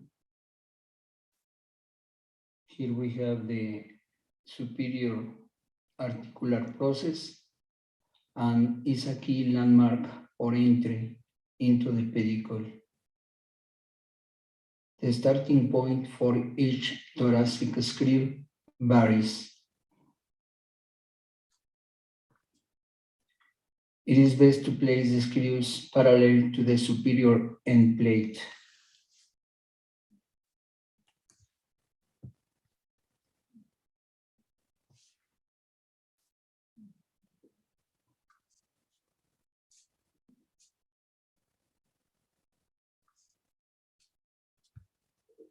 The inferior part of the articular facet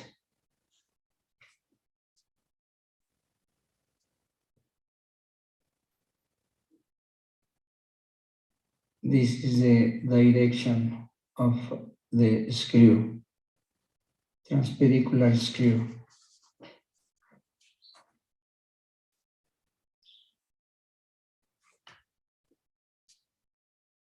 This is a simulation of the screw, transpedicular thoracic screw.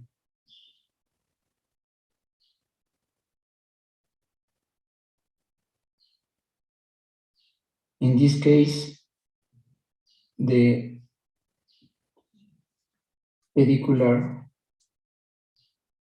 is very thin, almost 3 millimeters, because this is a model of degenerative thoracic spine.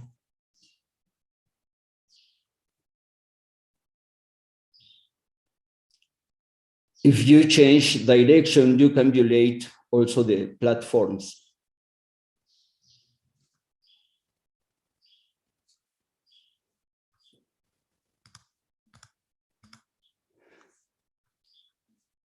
So again, Video, we have the fourth thoracic vertebra, fifth and sixth. This is the lateral aspect. And then let me show you the dorsal aspect, the spinous process, and then the dorsal aspect. Look the transverse process,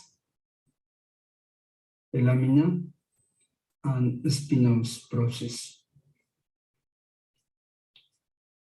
Meticulous dissection and exposure of the transverse processes should be performed. Cartilage should be resected. The most important anatomic landmark is the middle of the facet. I'm going to separate this fourth vertebra in order to show you the facet. This is the facet, this one, and this is the middle of the facet. As the pedicle screw start point should always be lateral to this midpoint. So here we have the median of the facet, and the entry point should be lateral, a little lateral. Here it is.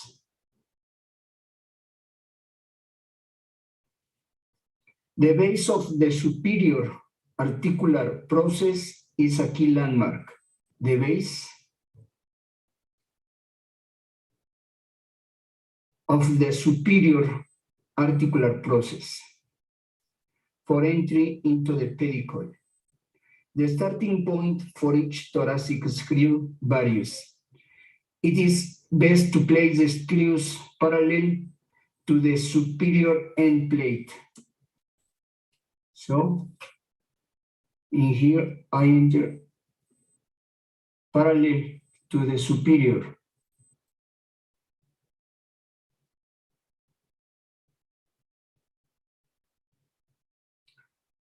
When the procedure is started distal at T12, there is a trend toward a more medial and cephalate pedicle starting point as one proceeds toward the mid-thoracic region, T78. Proximal to this point, like in this case, the starting point moves more lateral and caudal as one proceeds to the upper thoracic spine. So as you can see in this is 5 thoracic. This is a little superior, the direction of this one. Video. And this is another exercise.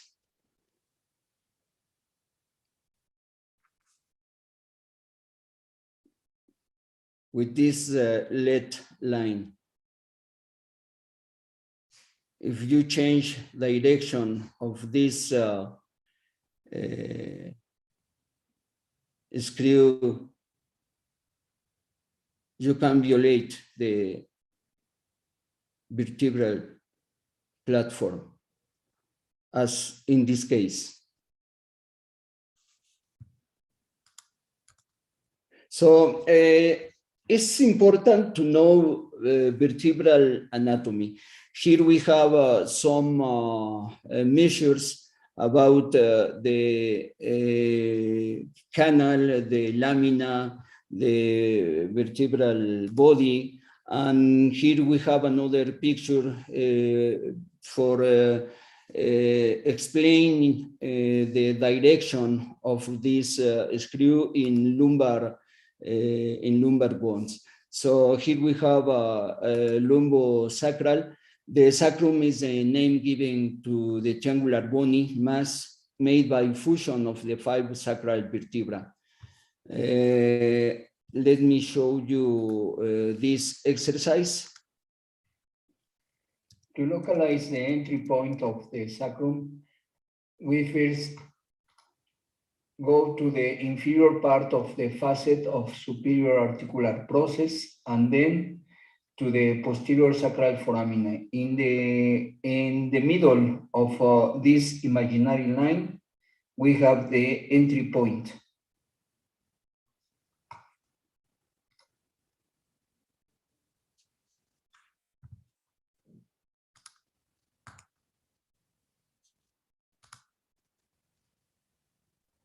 The direction of the screw is 15 or 20 grades superiorly, and then medially, again, 15 or 20 grades in order to go to this wide part of the sacrum. the entry point of the lumbar vertebra is an imaginary line horizontal to the transverse process.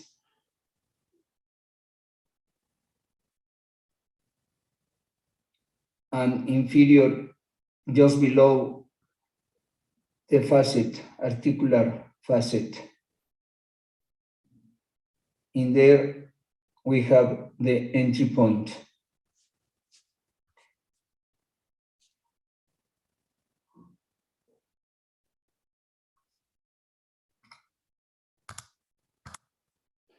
And in this, we are doing a workshop, a cadaver lab. This is the lateral approach. First of all, with minimal invasive technique, and then after, we can open this region in order to see much better the anatomy of these regions. This is psoas muscle.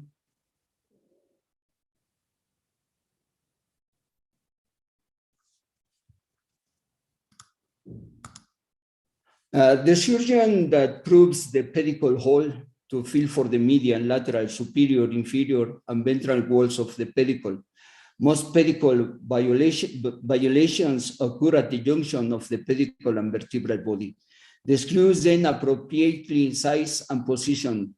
Typical screw lengths in the lower thoracic spine average 40 to 45 millimeters, while in the upper thoracic spine lengths may be short. Potential pitfalls, pedicle violation medially and inferiorly may occur and result in nerve root or spinal cord injury.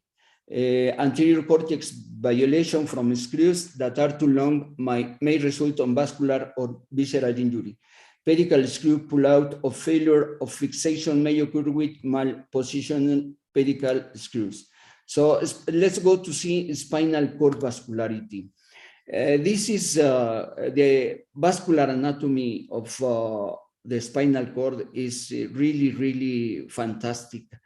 Here we have the anterior aspect of the conus medullaris. Here we have the Adamkiewicz artery or great anterior spinal artery. At the end, this artery divides in two posterior spinal arteries. This is one and this is the other one. And one artery follows the terminal ligament. Here we have the posterior aspect of another spinal cord. We can see a great posterior vein, great posterior spinal vein. And here we have the posterior spinal arteries coming from the division of in the anterior aspect of the Adamkiewicz artery. So these are the posterior roots. Let me show you this video about dissection of the cauda equina. Here we have some veins and these arteries. So I am separating this arachnoid and posterior roots.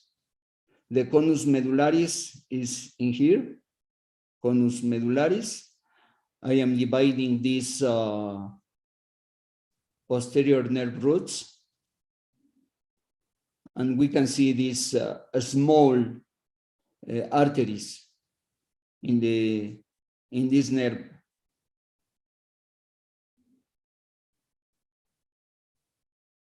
Forming the cauda equina.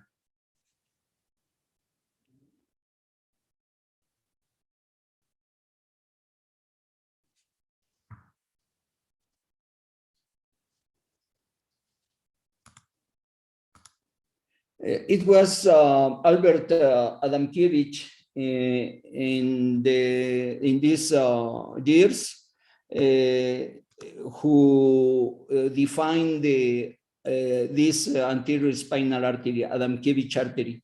This is a drawing obtained from an original article by Adamkiewicz published in 1881.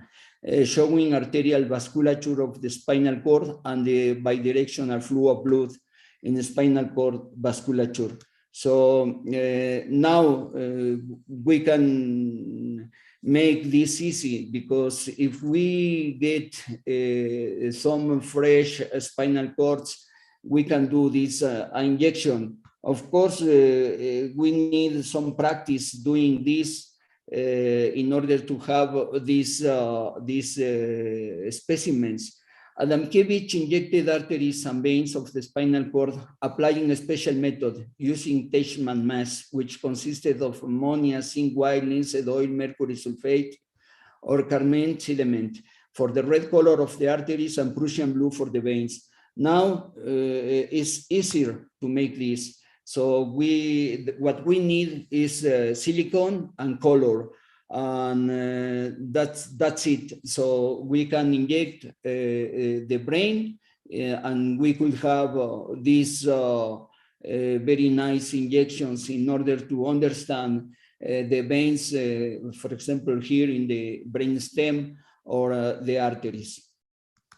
Spinal cords were extracted via longitudinal midline posterior incision from the occiput to the sacrum. Anatomic dissection was performed until reaching the vertebral lamina. Laminectomies were performed from C1 to L5. The spinal nerves were cut with care so as not to lesion the dura. Here we have this dissection. And here we can see the dura mater. Red natural latex was injected into the Adamkiewicz artery under moderate pressure and close visual inspection to avoid contrast extravasation. The injection was continued until latex filled distal small caliber arterial vessels, including the posterior spinal arteries.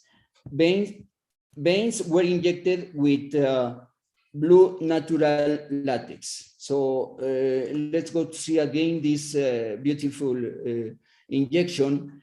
In here, we can see the Adamkiewicz artery, but look at this, with this injection and the pressure on this artery, we can inject also very, very thin arteries coming along the anterior nerve roots, for example, in here.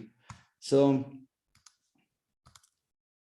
here we have a vein injection. These are the dorsal veins. This is a Adamkiewicz artery, but look what we can see with the vein injection with this silicone in color blue.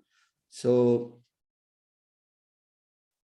as Professor Luis Borba told us, this is very important to know for doing a successful surgery in, for example, tumors or another kind of lesion in the spinal cord.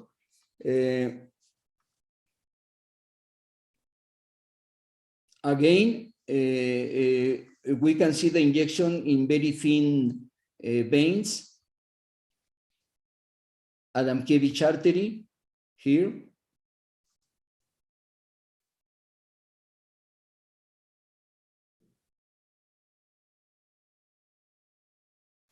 And this is another drainage vein, a great drainage vein.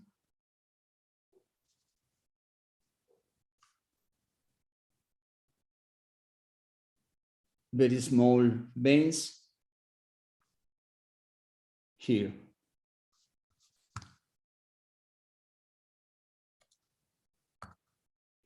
The thoracic arteries were present in 38 spinal cords, 32 on the left side and 6 on the right side. 2 spinal cords had no thoracic artery, more frequent in left T4 and followed by left T3.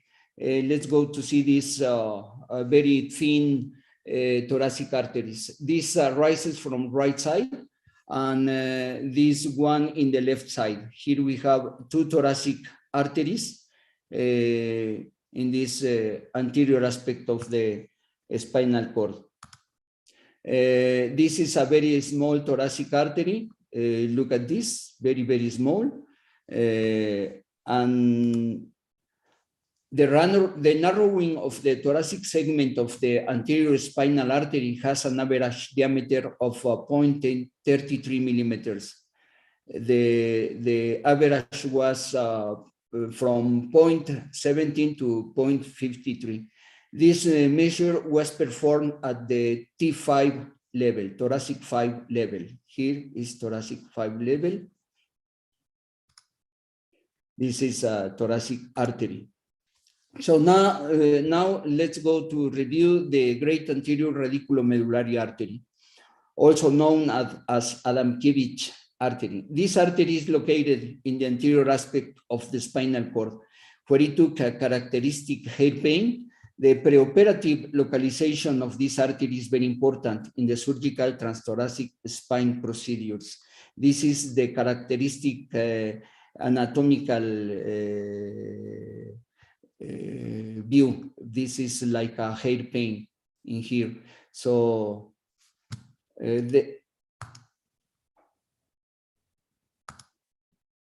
artery of Adamkiewicz was present in the left side in 45 specimens, and a right-sided Adamkiewicz artery was present in 5 specimens.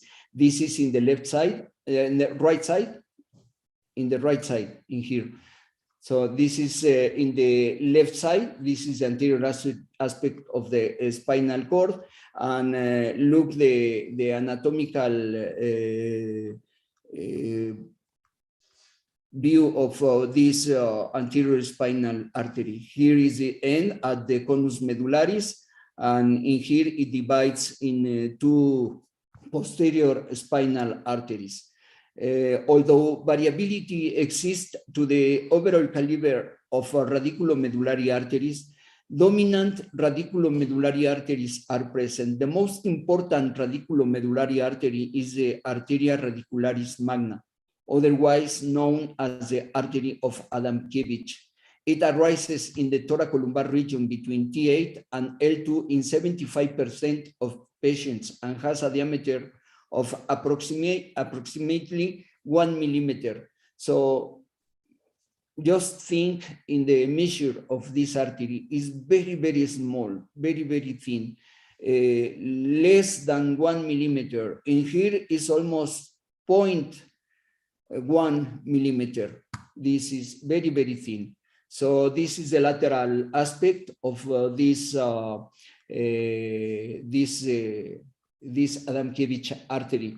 I am separating in here the anterior nerve roots, posterior nerve roots, in order to see the posterior spinal artery coming from Adamkiewicz artery. Here we have a close view for seeing this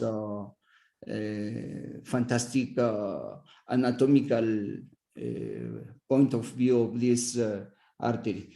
This is conus medullaris, and here we have the ligamentum terminale. Look the difference between thoracic and Adamkiewicz artery. The preoperative localization of this artery is very important in the surgical transthoracic spine procedures. The anatomical knowledge gained preoperatively may reduce the risk of postoperative paraplegia. So this was a very interesting feature of this Adamkiewicz artery, because it arises from T3. In the 50 spinal cords studied, this was the highest level. So here we have the cervical spinal cord, then cervical enlargement, and the anterior spinal cord. Here we have 1, 2, 3, 4, 5, 6, 7, 8 cervical nerves, and then 1, 2, 3 thoracic nerves. So this artery arises from this T3. So was the highest level of the origin of this Adamkiewicz artery. See, here we have the thoracic segment and a close view for this artery. So the lowest level of this Adamkiewicz artery was, this artery was coming from left L2. Here we have the lumbar spinal nerve. This is L2 in the left side. And here we have the origin of this Adamkiewicz artery. Let's go to displace this anterior spinal roots and look the fantastic beauty of these arteries. Here we have the Adamkiewicz artery, the anterior aspect, posterior aspect. Look the division of this Adamkiewicz artery at the conus medullaris, and this is giving rise to 3 arteries, 2 posterior spinal arteries, and other one for the ligamentus terminalis. The artery of Adamkiewicz side and level of origin. In the left side, it was in T9, and the right side was in T10. So most of them are in T8, T9, and T10. This Adamkiewicz artery has 2 Adamkiewicz arteries, and this is an accessory, but also an important accessory anterior spinal artery. Anatomy of the great posterior radiculomedullary artery. This is a very, very interesting artery. Understanding the basic vascular anatomy of the spinal cord is of utmost importance for imaging interpretation and endovascular and surgical management of spinal cord vascular malformations. Advances in diagnostic and therapeutic interventions have led to a need for more detailed and specific understanding of the microvasculature of the spinal cord. In particular, attention to the anatomic variations of the smaller caliber circulatory supply to the spinal cord allows tailored management of a specific patient. Here we have the posterior aspect of this spinal cord, the great posterior spinal vein, and look the difference between the size of these veins and with the posterior spinal arteries. These are very, very thin. This is a beautiful video about the injection of this great posterior spinal artery. I am, first of all, it's important to localize this artery in the posterior aspect and then to inject this. So this is really, really nice and useful video to understand the great posterior radiculomedullary artery. We know that we have a anterior spinal artery known as Adamkiewicz, but this artery is not well studied until now. Again, let me share with you this this video, but because I consider this is very, very important in order to follow this great posterior spinal artery. Look the measure of these vessels, for example, this is very, very thin. And with this injection, we can feel these small vessels. Let's go to next, anatomy of the great posterior radiculomedullary artery. The existence of a great posterior radiculomedullary artery has attracted little attention and has been a matter of debate. Various authors postulate such a vessel. Guillain in 1958, Lasortes and Romanes, and Jellinger. Others do not mention it or even deny its existence, like these authors. Look at this, for example, Domis in 1980 denied the existence of this great posterior radiculomedullary artery. According to Jellinger, a large posterior radicular artery is seen caudally in about 75% of instances, but its caliber does not approach that of the large anterior vessels. Diameter, this is 0.5 millimeters. Its height is more caudal than that of the anterior radicularis magna artery. So now there is no doubt about its existence. Here we have the great posterior radiculomedullary artery. This is an artery very, very, very beautiful. So let me show you this. This is video. a great posterior radiculomedullary artery. It is coming along to the 12th thoracic nerve root in the right side. This artery makes a curve and goes to the posterolateral aspect of this spinal cord.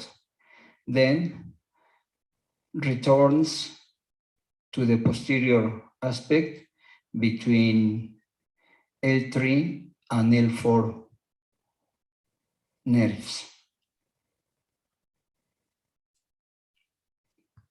Great posterior radiculomedullary artery.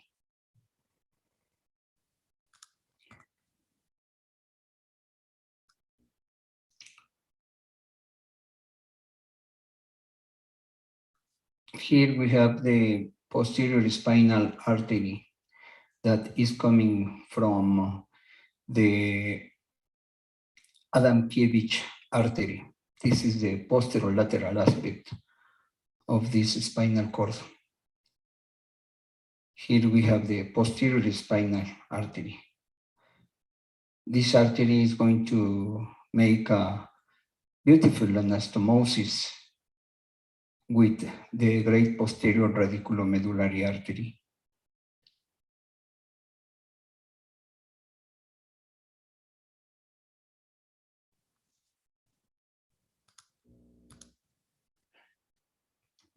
Great posterior radiculomedullary artery was identified in 72% of spinal cord specimens. This total included specimens in which unilateral and bilateral GPRAs were found, as well as a single case in which this great posterior radiculomedullary artery were evident. In 26% of the specimens, a unilateral left-side GPRA was present. A unilateral right-sided GPRA was present in 22% of the specimens. Here we have this Adamkiewicz artery and great posterior radiculomedullary artery. So this is very important because, you know, here in the spinal cord, we have the lumbar enlargement and irrigation of this lumbar enlargement should be enough. So that's the reason here we have these special connections between these two big arteries. In 22% of the specimens, bilateral GPRA were present. Like in this case, here we have one, and this another one. 22% of the specimens studied.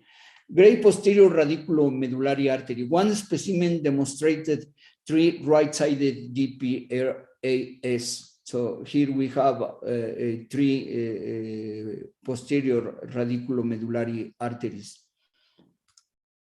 The distribution of GPRA based on side and spinal level.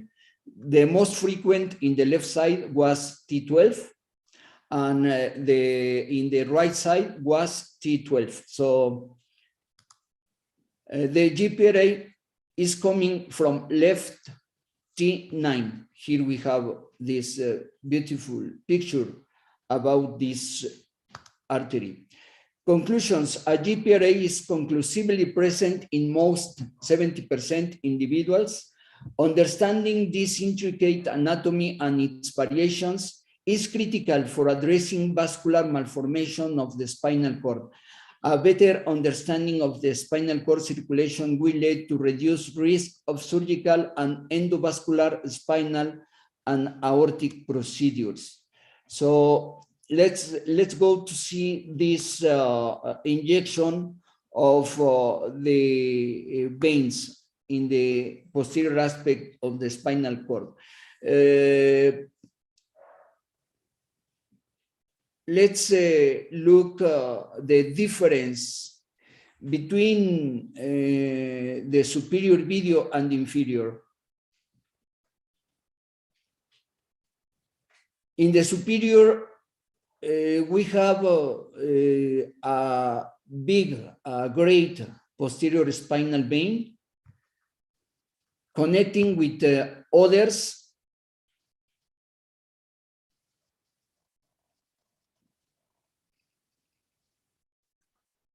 But let's go to see what happened in the inferior video. Here we have too many connections in here, this, in here.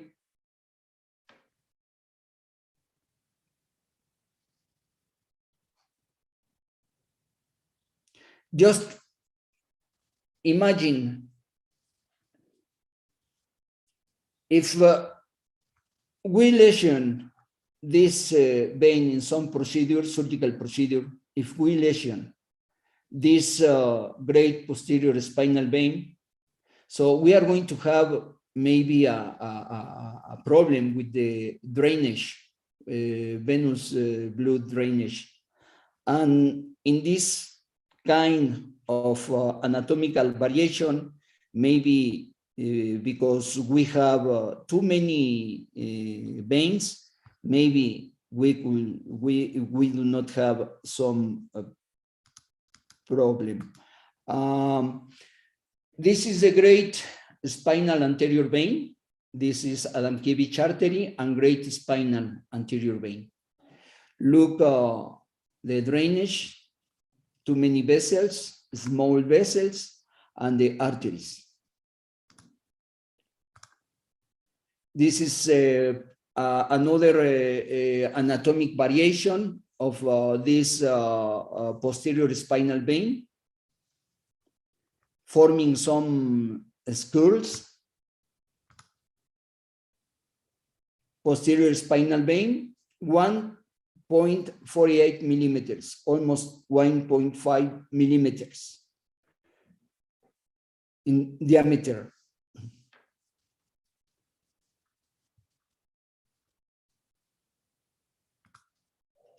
This is another anatomical variation. Dr. Adamkiewicz said that when he was studying arteries and veins of the spinal cord, he said that veins is more difficult to define, to classify, because of the multiple variations of the anatomical pattern, as you can see in here. So these models made in scale 1:1 are very useful to understand bone anatomy. And I put this spinal cord in color fluorescent. Look, if we turn off the light, we could have this beautiful view of this cervical segment of the spine. This was a publication in the American Journal of Neuroradiology. We published the anatomy of the great posterior radiculomedullary artery with Dr. Juha Hernesniemi and Juan Small. And we had the honor to see our picture in the front of this journal in December 2019 years. So I think the last picture. Thank you very much, Dr. Luis Borba, to invite me to speak about the amazing arteries and veins of the spinal cord. Thank you, Victor. Thank you, Victor. It's beautiful as always. Wonderful presentation. I don't know if Dr. Omefti is around. Somebody. Dr. Omefti, you always are worried about the anterior spinal artery. See. Who doesn't? Yeah. Everybody should, all the time. And always. the anterior spinal artery, especially at the foramen magnum, you have the biggest disaster on earth. You have a person who's awake, alert, and everything, but cannot move anything from the neck down. It's the most horror neurosurgeon could face. Thank you, Victor, so much for this beautiful presentation and for the emphasis on the arteries and vein. And really the thanks for Borba and the education committee is gonna be doing so well for all the humanity and neurosurgery. And Nouri put a beautiful program. If anybody knows what Nur al-Huda mean, that mean the guiding light, right? Exactly, sir. Exactly. So thank you so much. So sir. you did it. My question to Victor is a navigation of the spine. You showed so beautiful anatomical landmark. You think your navigation could be as accurate as knowing that detailed anatomy in putting those screws in perfect, safe place in the pedicle? Oh, Dr. Al-Mefti, I think both are very important. First of all, to know anatomy and to work in, when we have the opportunity to work in cadaver lab workshops, it's very important to know anatomy bone. But I think technology right now is very good in order to put the exact screw into the bones. So I think both are very important. For residents and students of neurosurgery, I think they should begin with anatomy, and then after to go to the technological procedures. Let's come back to anterior spinal artery. Did you find some variation, anatomical variation of the anterior spinal artery that could be from one side or for other side, or to compensate from the posterior spinal artery? Anatomical variation in the area? Yes, yes. We have seen For example, I showed you the anastomotic, a very good anastomosis between great posterior with anterior, great anterior Adamkiewicz artery. But sometimes we only have a very good great posterior radiculomedullary artery, and it does not join with anterior. So it's only one posterior radiculomedullary artery, and the Adamkiewicz artery ends at the conus medullaris and do not do a good anastomosis. I have seen also one malformation in this artery. Now we are studying this malformation, and what I have seen also is dural fistula in two spinal cords. Until now, I have 100 spinal cords injected, but we are doing the study of these spinal cords. I think it's very, very interesting and important to know the precise anatomic variation of spinal cords. As Adamkiewicz told us that veins is more difficult to understand than arteries because of the many anatomical variations. And another question: do you think that it's possible to dissect the tract the way that Dr. Paulo Cadre did in the brain? See if it's possible to do in the spine to see how the tract? I think so. Yes, I think we can use some methods to make a dissection of the fascicles of the spinal cord. I have not done that kind of studies, but I think it is possible. Maybe we should try to do that. Paulo, do you think that it will be the same technique or not? Yes, I think so. The same technique. Yes, yes. See, Dr. So I tried. You can dissect some of the major tracts, but they're difficult. They're really difficult. You are at one point you are more like sculpturing. How about the MRI tractography for the spinal cord? They have the same problem. As far as I know, they have the same problem. It's too many information in packed and very small tracts, so they are not really reliable. I know that there are some people trying to do some studies, but they can just take the main fibers, like the lateral corticospinal and so on. But what the difficulty is the size? No, it's because you do have a lot of information and crossing fibers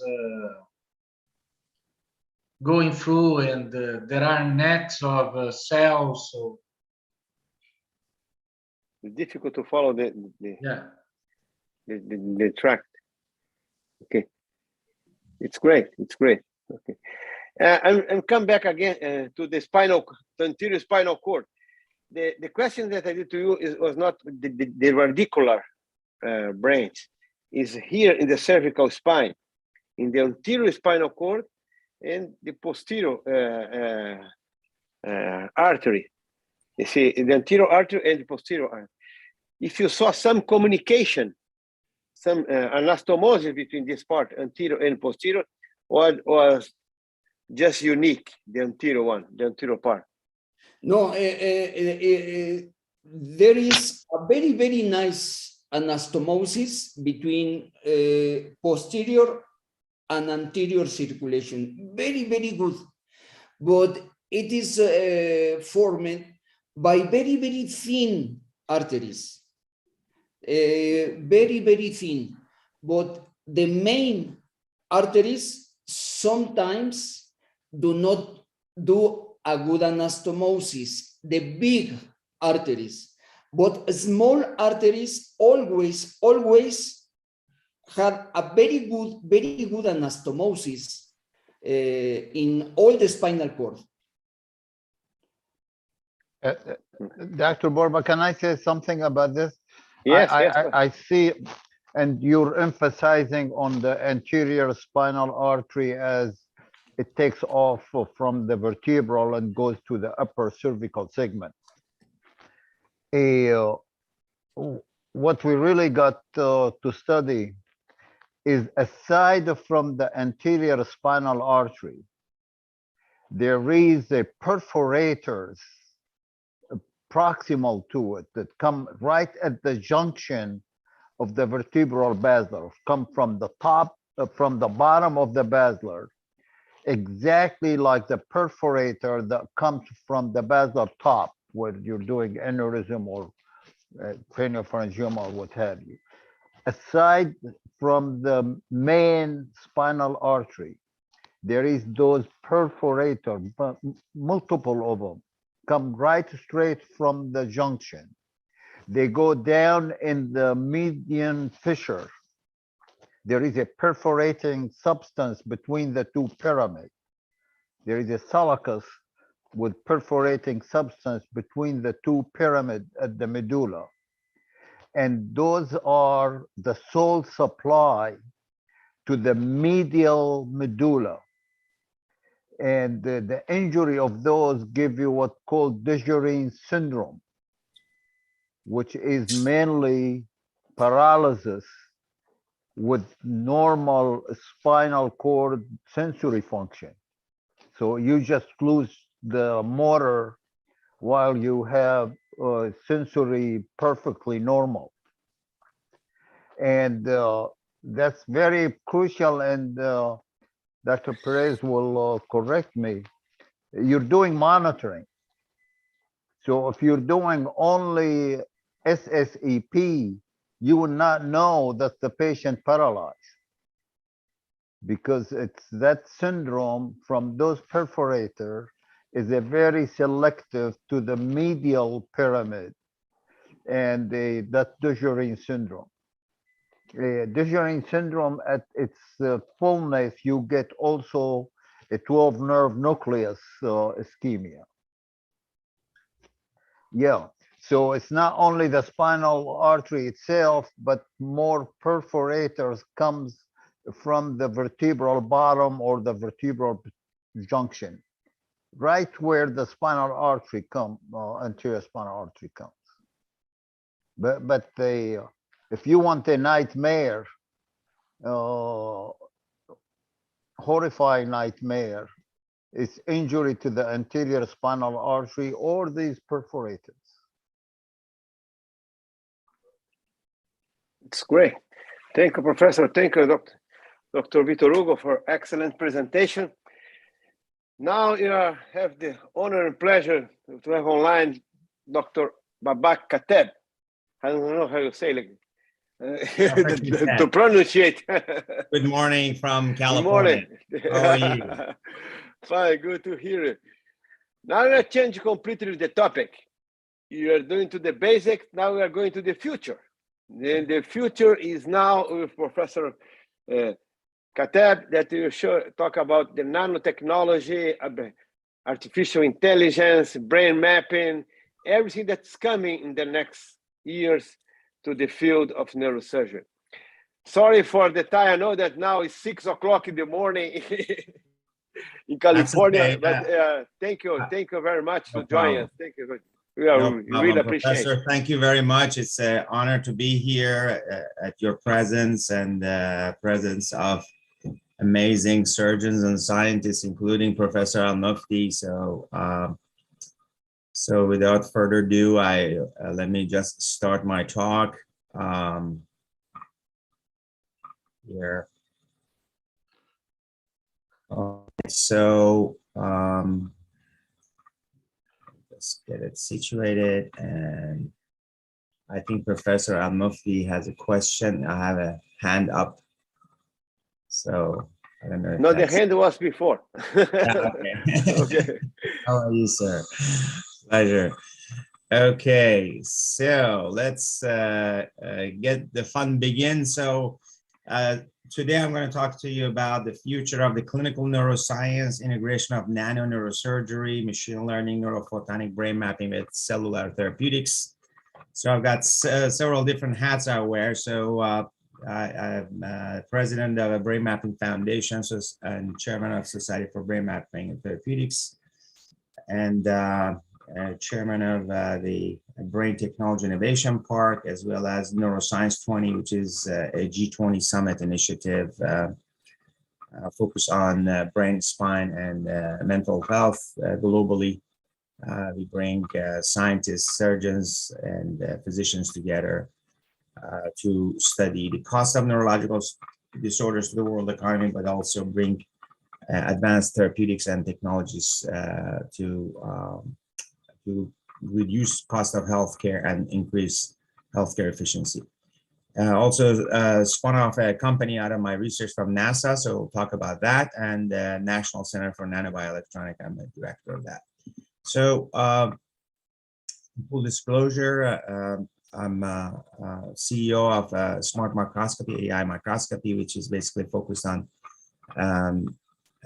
new generation of intraoperative navigation. So you're all familiar with this, but let me just show you a skull-based surgery, and you'll see in this surgery the Medtronic and Brain Lab navigation. Everything is off track, and you have to, despite of those technological advances, the real-time navigation doesn't match with the surgery. So therefore, we have to get to the basics and know the anatomy of the brain to be able to resect tumors. So we want to change that paradigm. So this is just a few seconds video.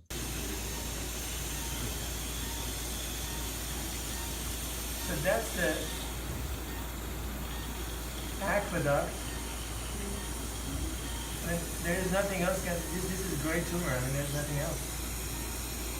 And we are looking backwards in the supramedullary villus right here.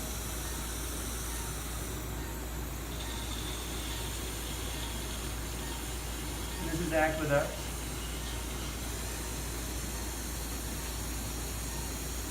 This is the other side. That's the left side. The right side. Okay.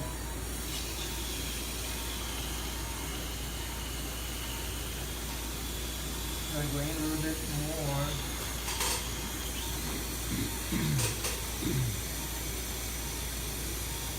Okay. I think I'm on the right spot. Yeah, well, again, you're supposed to actually use technologies to, navigation technologies to guide us to this specific spot. But as you know, because of the brain shift, these technologies are, sometimes useless. So in my talk, I'm going to talk about, 5 objectives here.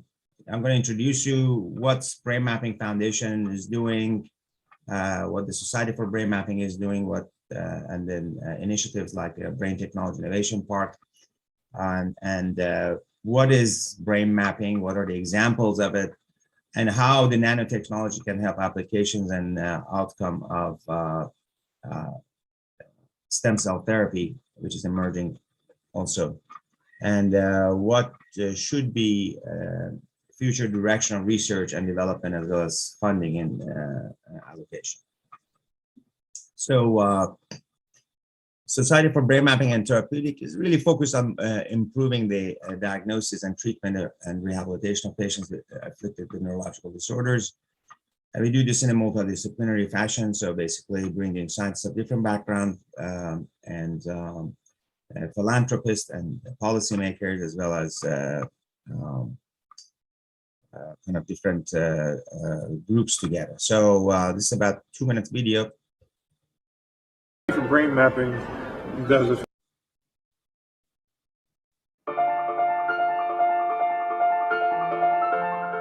Well, the Society for Brain Mapping does a fantastic job bringing together experts from multiple fields, from geneticists to engineers to neurologists. You know, we've got rocket scientists here, we've got neurosurgeons here, all thinking about how to solve very difficult problems. What this organization represents is a leading edge integrator for the disciplines that exist in medicine wherever they are, and actually in engineering. The challenge is making sure that we're able to cut across all of these silos to make sure that we're sharing the information and providing collective power of our new knowledge. And I think SBMT is clearly representing that venue, that platform that allows that to happen.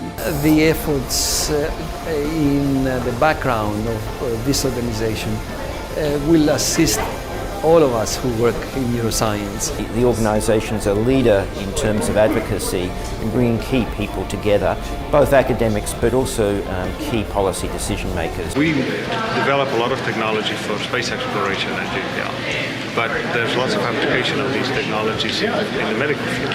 And of course, being part of the society puts us directly in contact with these folks and helps us tremendously to get those technologies transferred out into the medical industry. What is talked about in terms of treatment and diagnostics here was really going to be the forefront in the future. At a minimum, be engaged. Share your stories every chance you get. And don't be shy about expressing your needs and concerns. Nobody else is. How we make decisions, communicate, and process information is a vital part of this new frontier.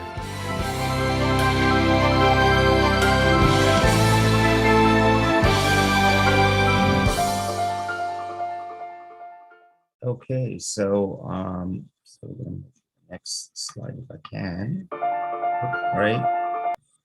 Okay. Let's see. I can go to the next slide here. Okay. Just stop sharing for a second. I'm sorry about that.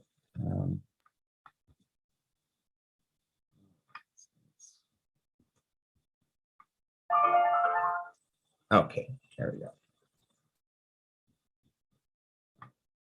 So, all right. So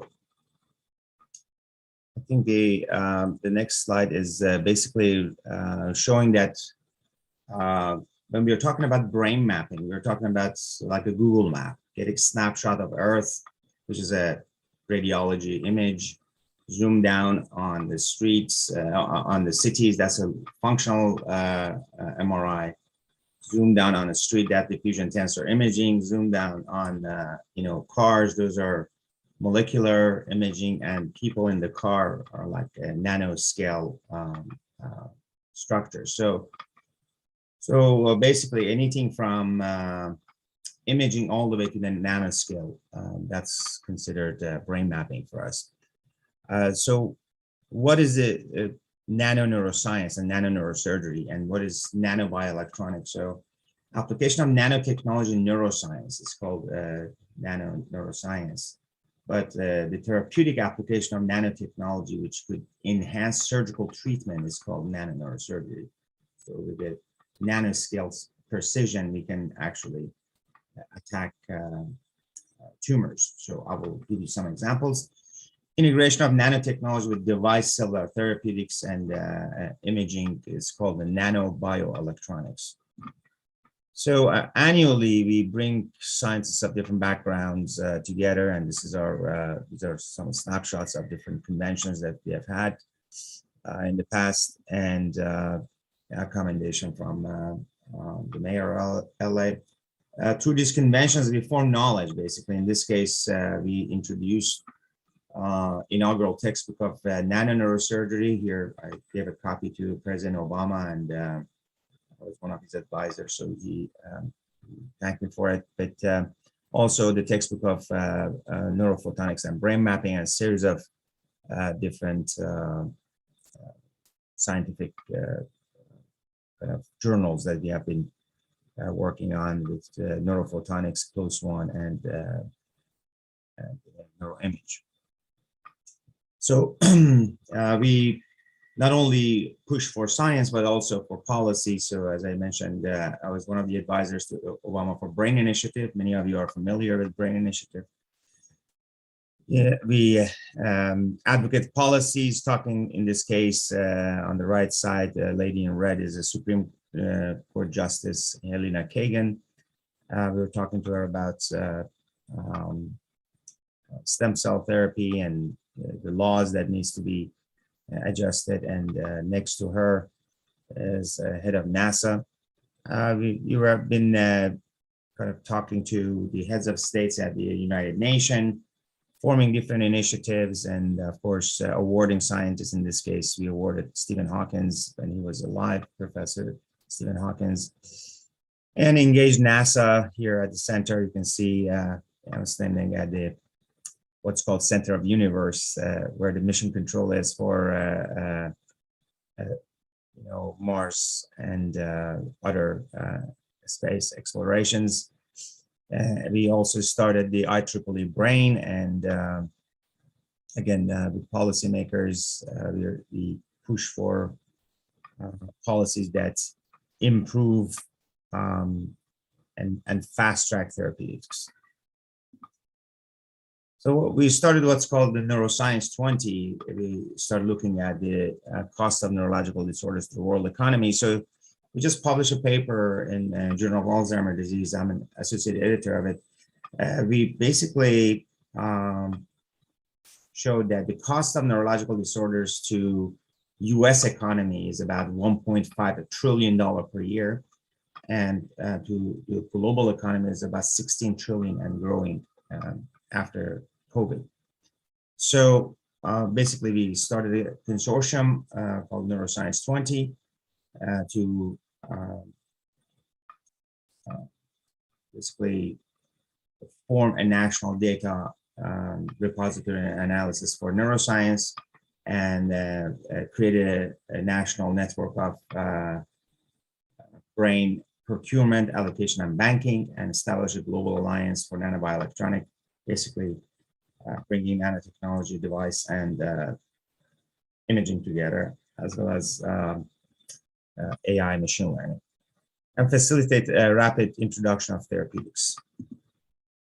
So in that regard, we have started a $1 billion project with initiative with the Biden administration and Gavin Newsom in California. So this is capturing what we are doing with the Brain Technology Innovation Park in Los Angeles.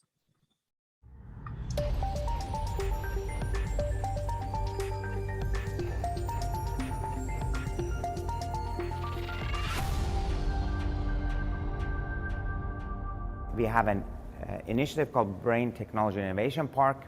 We are going to construct a new biotechnology park in Los Angeles. Brain Technology Innovation Park is a special type of incubator.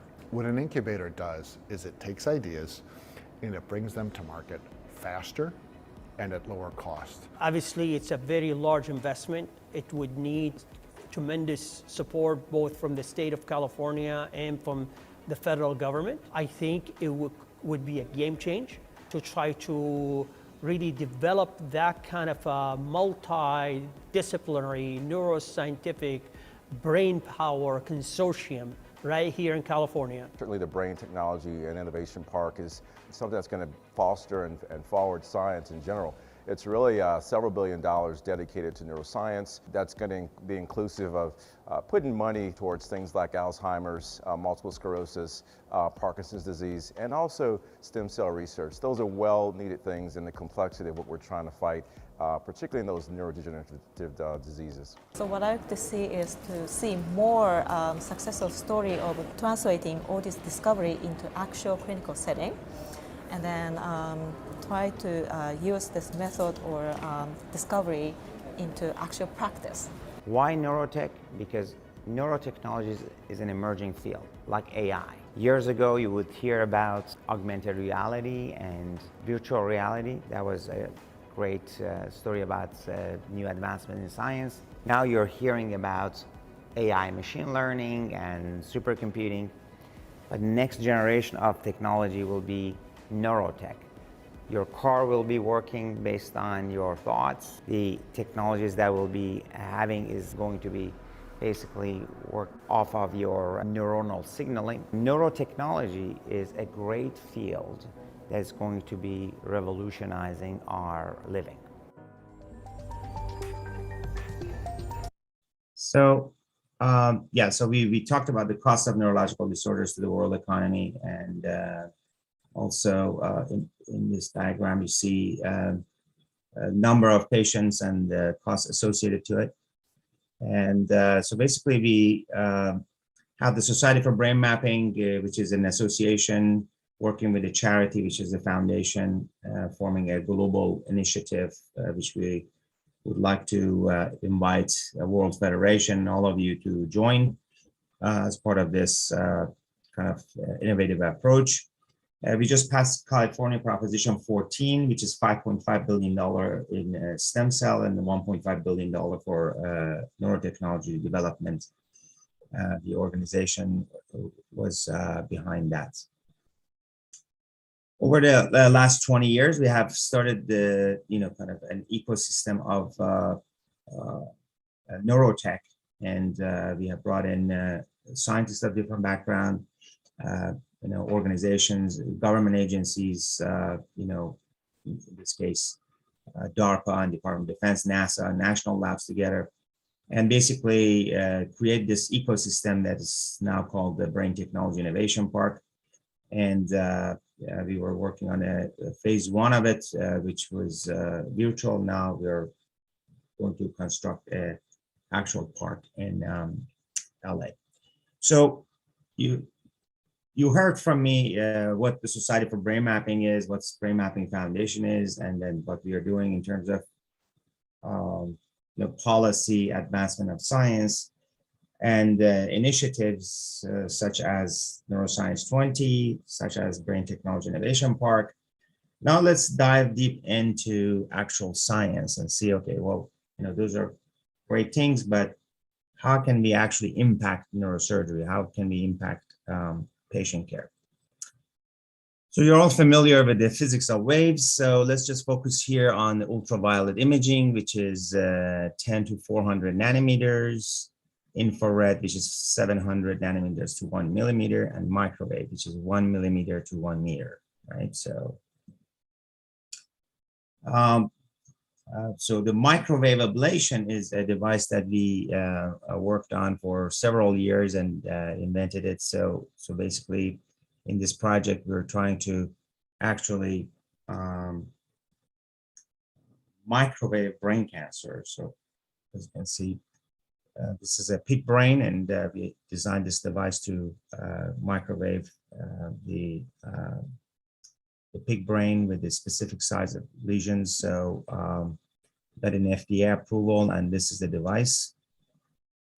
All right, this is a device, microwave ablation device that we have invented in the Department of Neurosurgery at Cedars-Sinai, that is a microwave with a chokehold, and can create actually a lesion for the size that we want. The device is actually controlled by the computer, any laptop, and the plan is that at the time of a biopsy, we basically put the biopsy needle out and put the microwave ablation in and basically ablate the brain tumor. So that's one of the technologies we developed. We also work with NASA to use their carbon nanotube for drug delivery. So in this case, we took the carbon nanotube and we put sulfur between the carbons and functionalize it. In this case, sulfurs can be oxidized by cell, and then the carbon-carbon bonds could be broken. And then we basically tested this in vitro and in vivo to see if you can actually load DNA and siRNA to it. So the actual ratio of DNA siRNA loading to each carbon nanotube was kind of 1-to-1. And so we basically functionalized these carbon nanotube and put some cytokines on them. And from there, we gave it to macrophages to activate them, which could attack brain cancer. So you see in this video macrophages picking up carbon nanotube or red dots because of poronic dye we have added to this autofluorescent red. So, and you see that, their kind of cytokine profile doesn't change. So that means that the cells are tolerating this carbon nanotube and they're not toxic. This is human macrophages with carbon nanotube in them.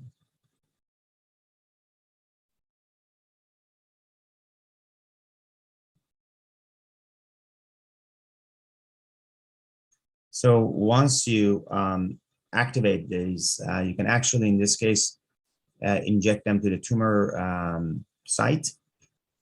So the blue color cells are tumor cells. The red color cells are, basically macrophages with carbon nanotubes, and the green ones are CD8 cells. So we showed that in these animals, these cells are tolerated, and you can see they're attacking the brain tumor in the animal model. Another application of nanotechnology is basically use of nanotechnology for cellular tracking. So here we are investigating AC magnetic field stimulated nanoelectroporation of magnetoelectric nanodrug carrier inside CNS. So basically we use electroporation to insert these nanoparticles to cells, and in this case, in an animal model, you can actually track the cells with MRI. So these are published in the scientific report, Nature scientific report, or our group. Same concept is now here in monkeys. So you see that you could basically track cells in these animals. So next generation of nanoparticles are liposomal nanoparticles. In this case, we have created basically a nano prodrug with combination of ibuprofen and also alpha tocopherol. So with some of the spacers that you can see here, and then with cis 5.5, which could be actually autofluoresced or for tracking. That cis 5.5 could be replaced by gadolinium, so you could actually use it as kind of a imaging tool as well. So these nanodrugs are now used for traumatic brain injury. In this case, on the left side, lower box, you see in animal model, we have injected these nanoparticles going to the area of injury, and basically, reduce inflammation, increase oxygenation. So in the future, you will see paramedics give a bolus of nanodrug to traumatic brain injury patients before they take them to the hospital. And this is a concept that is being worked on for combat casualty care for the Department of Defense, but it could be also used for stroke patients and Alzheimer and brain cancer, because as I said, these are liposomal nanoparticles, and the drugs in between of them could be actually changed. So a great example of nanomedicine is COVID-19 vaccines. Moderna and Pfizer are nanomedicine. So just to give you a kind of a live example. With NASA, we use their electronic nose to sniff cancer. So we basically published this in Neuroimage. It turns out that brain cancer cells kind of smell differently than normal cells. So we basically did the analysis on this and published it in the Neuroimage, and also got an award from NASA. So NASA used electronic nose to sniff air quality in International Space Center. We basically used it for detecting cancer. So this electronic nose made of nano film, which is like a mesh that filters the air quality and tracks compounds and give you a signal. So, so in this way, you can actually detect particles in air. So that's how it actually sniffs the air quality. Another aspect of brain mapping that's you may be familiar with is kind of intraoperative navigations, but in this case we are bringing augmented reality and virtual reality to and combine it with real-time photonics and intraoperative mapping. So I'm going to show you a video of a metastatic melanoma to the brain, and then we're going to watch the same video in infrared. So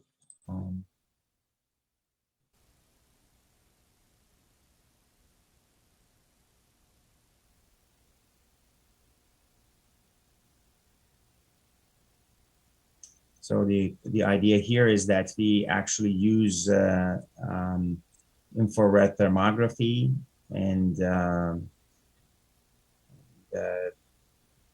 delineate the tumors more effectively, more efficiently. And in this case, this patient had a metastatic brain tumor, and with the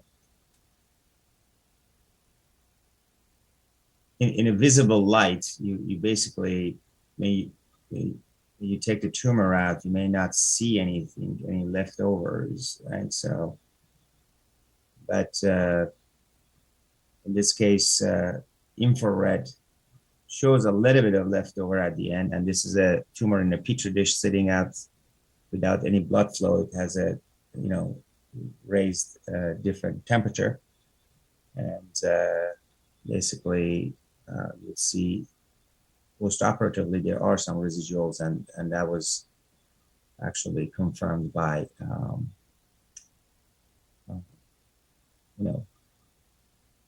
by post-op imaging.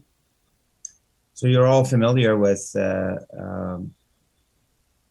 surgical theater and basically virtual realities. I forgot to add our mixed reality image here, but in any case, so we are integrating all this thing together with some of the NASA technologies that I'll show you. So next generation of navigations we are working on. So they're all based on cloud and basically mixed reality. And here we are showing that we published a paper using different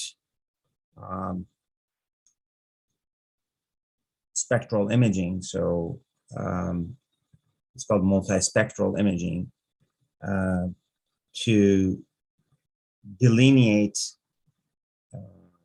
the tumors. So in this case, the normal tumors are blue dots, and the cancer cells are basically yellowish. And that's based on a physics concept. Again, cancer cells, they have certain fluorophores that have peak excitations. Like FMN or like NADH upregulated in these cancer cells, because they have a peak excitations. So you can basically use optical spectroscopy and neurophotonics to differentiate between normal cells and cancer cells. You're all familiar with the AI machine learning. We are, collaborating with a company called AI Gnostics, integrating different patient informations from digital biomarkers all the way to medical records. And the concept is that basically we use these type of technologies for better detection of tumors, or differentiate between vascular dementia and frontotemporal dementia, and kind of better diagnose multiple sclerosis and so on. So, and these are based on big data analytics, based on kind of AI machine learning and imaging and so on. Again, with AI, you can actually do better image processing and kind of taking CT scan with MRI, PET scan, and functional MRI and so on. So you're going to get actually better multimodality application of imaging to better detect and treat patients. Kind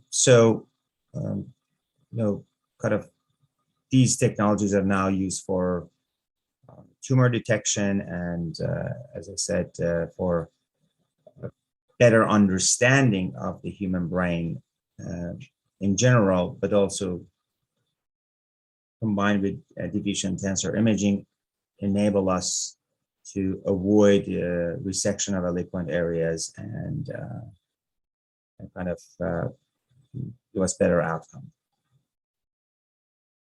So we talked about fluorophores and how fluorophores could be used for intraoperative brain mapping. So in this case, this is a glioblastoma multiforme, and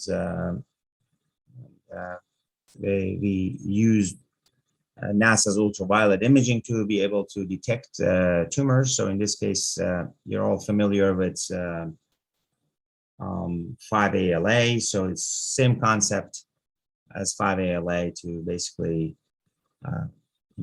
detect tumors using neurophotonics.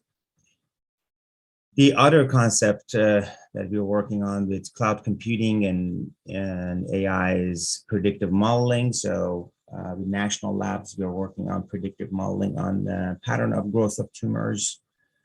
So in this case, you see on the right side, there is pattern recognition. So in the future, you will have a pattern recognition for your tumors, and you can actually, adjust your adjunctive therapy accordingly. So, all of this is going to come together with stem cell therapy. This is an old paper of ours that we published looking at a novel method for visualization and modeling in the spatial distributions of neuronal stem cells within the intracranial glioma. So we basically, kind of, look at the different sections and look at the distribution of stem cells within the kind of tumor. And this was published and showing that you can see the distribution of these stem cells across the tumor. And stem cells are known to seek cancer, and actually sometimes they are used as a therapeutics for cancer therapy. So yeah, I'm going to just conclude my talk just saying that integration of cellular therapeutics with nanotechnology, device AI, and brain mapping is the key to the future of the field of medicine. How do we acquire data share, store, and use data is going to impact the AI reliability, but integration of such data with cellular therapy will impact the stem cell therapies of the future. And we also say that scientists should participate in national debates on science and technology, educate policymakers about science and technology, and integration of nanotechnology, AI, VR, AR, mixed reality, supercomputing, multimodality, brain mapping, imaging, cellular therapeutics, neurophotonics, and other devices will be the future of the brain mapping and therapeutics. And discovery and innovation of and pioneering work is only possible through collaboration like a forum like this. And finally, I would like to encourage you to attend our World Congress for Brain Mapping in Los Angeles in March. We have about 700 speakers and 12 keynotes.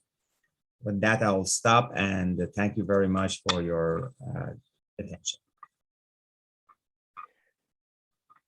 Thank you, Professor Kateb. Oh, wonderful presentation. The future is now. Now, this technology will change it completely, especially we hope in the treatment of the patient with glioma, that more you do, you see, you don't see the real results. But with this nanotechnology, maybe you can deliver the drugs, you can do the best way to treat this poor patient. Your research is very recognized around the world. The work that you are doing, you are very thank you if you joined us in this Saturday morning. And thank you very, very much for the presentation. I see Dr. Paulo Kader is here, Dr. Vitor is here. Today you didn't open to panelists because I have three main speakers, but all of them are free to receive your questions and more information about what's going on. Thank you, Professor Kateb. Thank you, Paulo. Thank you, Vitor Hugo. Thank you, John. Maria, muchísimas gracias. And thank you very, very much to all of you for this wonderful morning. This will be recorded. This record, it will be available in YouTube, in Neurosurgical TV, in World Federation. Thank you. I appreciate it. Thank you. Thank you, Babak. Thank you very much, Professor. Thank you. Bye-bye. Thank you. All right.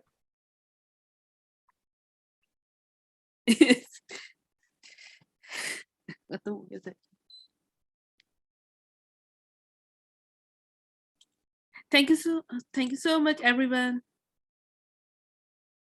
Good job, Noah. Thank you, sir. Thank you, and congrats. We have pulled off quite a show today. Yeah, we're off the air. We're off the air. We're just talking. Yeah. Okay. we are off air with Yeah, everyone. we're off YouTube and we're off being recorded. It's as they say in Hollywood. It's a wrap. Yeah, it's a wrap. It's over.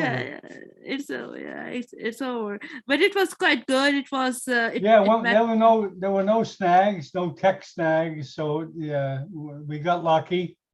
Yeah, exactly. And quite in time as well. We have made it in the given time limit, so it's good. I will just communicate the next module that we have. It is basically on neuroradiology. Do we have the topic next for? It doesn't matter, but next month, do you have it yet, or the topics for next month? Probably it will be on neuroradiology, but I will confirm Professor Borba before communicating it with you, the final schedule, because he's going to look at it and just finalize the speakers. Okay, neurophysiology and basic. Okay. Yeah, exactly. So okay. We just need a week, really. I mean, you can start publicizing it before, but I think you really get the bulk of the audience like a week before. There's so much going on. I think it's hard for people that really want to plan ahead 3-4 weeks, Exactly. But certainly we can put the word out as soon as you get the word. Oh, let me get the camera on. Okay. Yeah, exactly. I've just communicated with Professor Borba. Probably he will confirm in a day or two. So I will communicate with the final schedule and the final, confirmed list of speakers that he would like to invite. But it is most probably it is on neuroradiology. Yeah, who Babak Kateb? I was kind of wondering how that subject get in there. Yeah, did you get Babak or who got Babak? No, actually, he was asking about. Thank you so much, everyone. Thank you so much. Okay, we have got a lot of thank you messages for you and me. Thank you, Dr. Omar Hamoud. Congo, yeah. Yeah, Wow. Simon from Congo.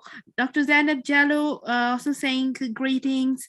Dr. Omar Hamoud, M. Al Omar is also sending thanks and greetings. Thanks, huge response. Dr. Ibrahim Mushtaq, thank you so much. Dr. Ibrahim, thanks for attending it. Salamat from Philippines, thank you.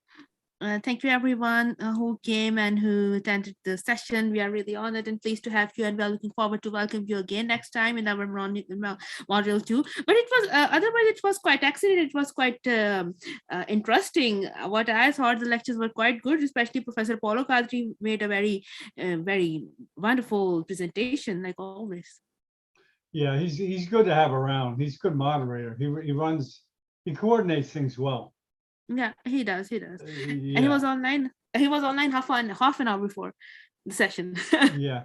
Well, eventually I'd like to develop using the meeting platform, not the webinar, but the meeting, because they have breakout rooms, Zoom breakout rooms. In other words, have you ever used it before? A breakout room? Yeah, I did. I even asked you to use the breakout room instead of the separate lounge, last time when you were moderating the EWNC.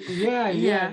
But I've used it a little bit and it looks like it has potential. Of course, I wouldn't want to do it without having experience with it.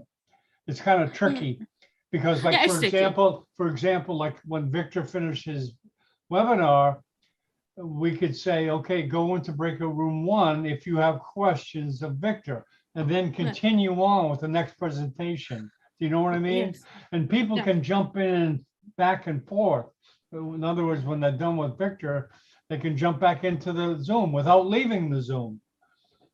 Yeah, exactly. But I will also confirm. I'll show it to you. I'll show it to you. I'll show it to you. Yeah, I'll show it to you. Yeah, if he likes because that. one of the things that my job really is to stay on top of what's going on with Zoom and incorporating new changes and improvements. It's definitely an improvement that no one's using now, but I think people will use it once they see it. Yeah, no, the universities are using it.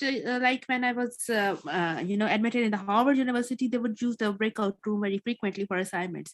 So they would make our teams. Yeah, okay, you've seen it in you've seen it in action. You know what it is. Yeah, so it was good. It was quite good. So I came to know about it from there basically. So they would use that. But I do think that we would have to ask Professor Borba. We might be, organizing a conference or something like this. I'm going to get comfortable before you even think about doing it. Yeah, using it. It's because, like I said, it's tricky.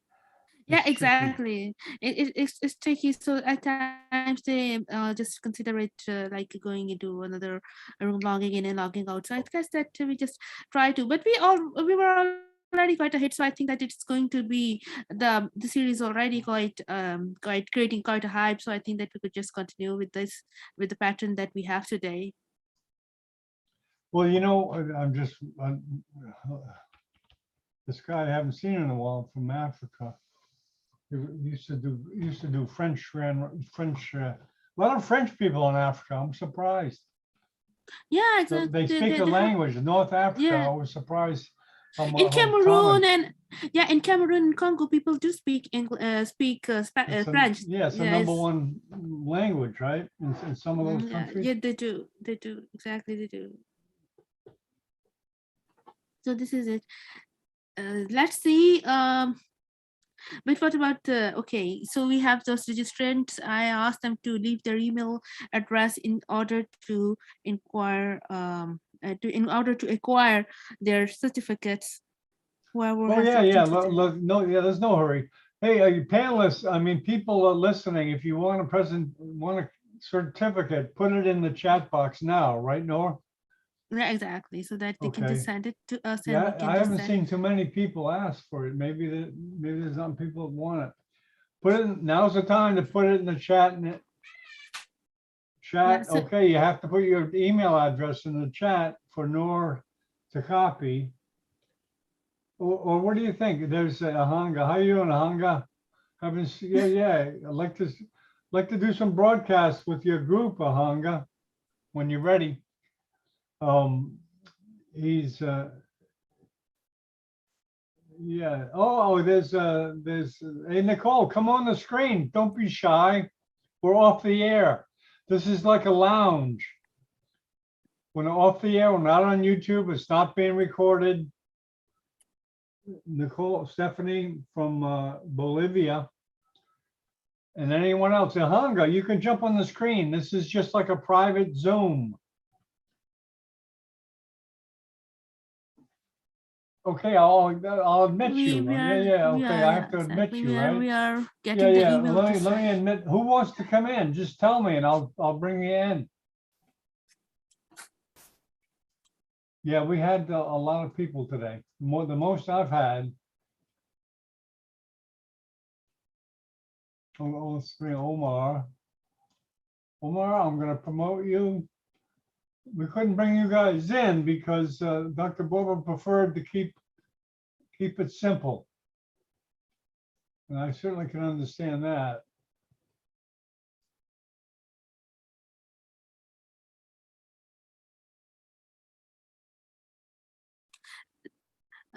Dr. John, I'm just logging off. I'm just going to make a quick call to Professor Borba regarding the next module now. Oh, okay. So did you get the email? Okay, we don't need to. Okay, we're going now. Last chance for your email. Did you get all the emails and everything? Or you can leave your email if you want and just say, write me if you want. Oh, okay. Oh, let me send. And There's then an you can official. go. Then you can just say, take this email and write me when you get a chance, and I gotta go. Yeah, and follow our Facebook page as well. Let me share you my email.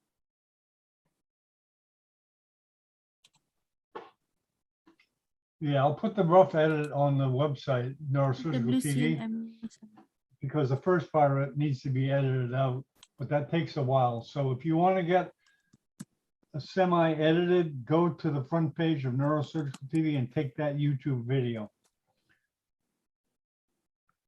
Yes, you can leave your email address there as well. Oh, you can be a panelist, Ahanga. Let me let you in. Hold on.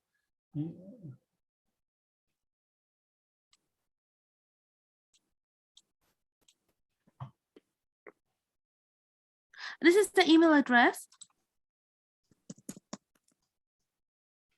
If you want to get the certificate, you can just Oh, there's Ahanga. You get to meet Ahanga. Ahanga, how you doing?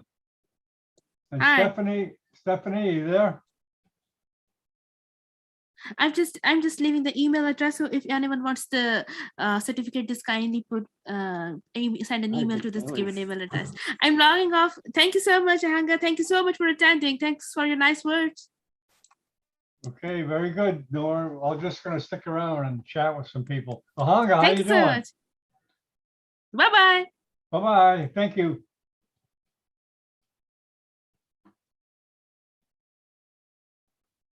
Hi, doctor. Good Hey, morning. there's Nicole. How you doing? Just fine. The webinar was very organized. It was pretty good. Yeah, we had the most people we've ever had.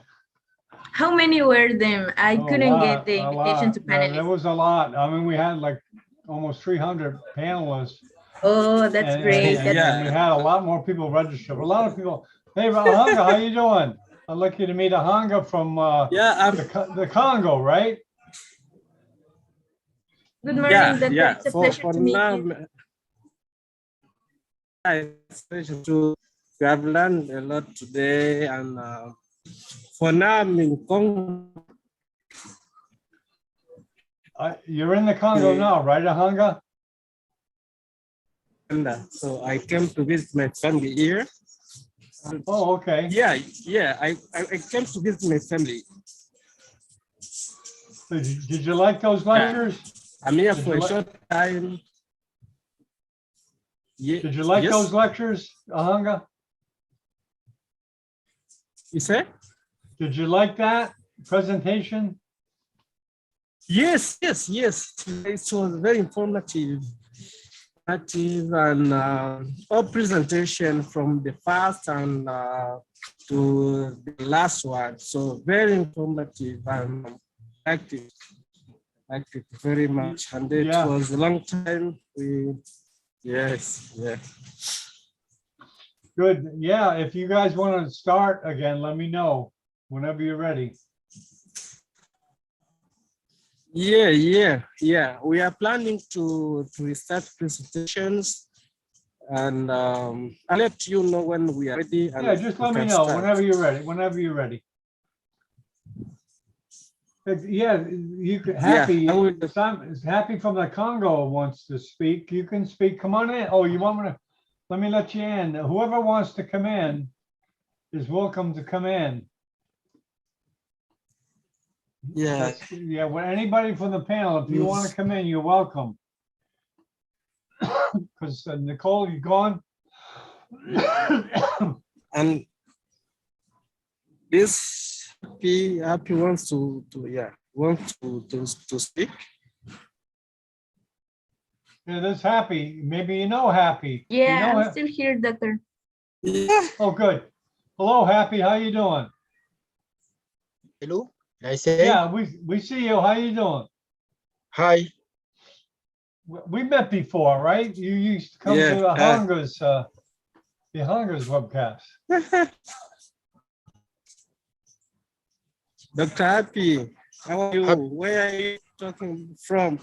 Hi, my name is Simon. I come from Congo now. I am in France. Oh, okay. You're doing a residency? I doing my neurology in France now. Oh, neurology. Good. Yeah. Oh, cool. Where, Paris? Oh. My hobby. I'm also from Congo. Yeah. Are you from Congo now? From Congo. Yes, Congo. I'm in Congo. I'm in Kinshasa, but I'm training in Uganda. But I come to visit my family here in Kinshasa now. Oh, nice. Very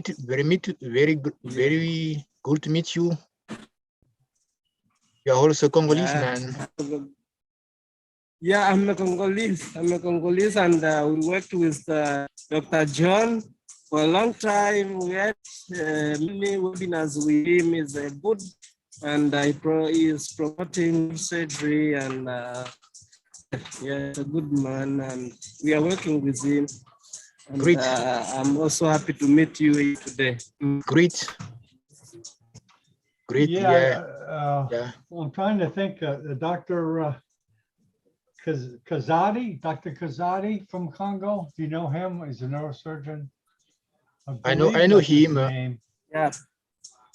I forget his name. Maybe Ahanga, you remember him. Kazadi, right? Dr. Kazadi? Yeah, Professor Kalangu. Kalangu, yeah, Kalangu, Dr. Kalangu. Yeah. From the Congo, right? Yes. Yeah. I know him.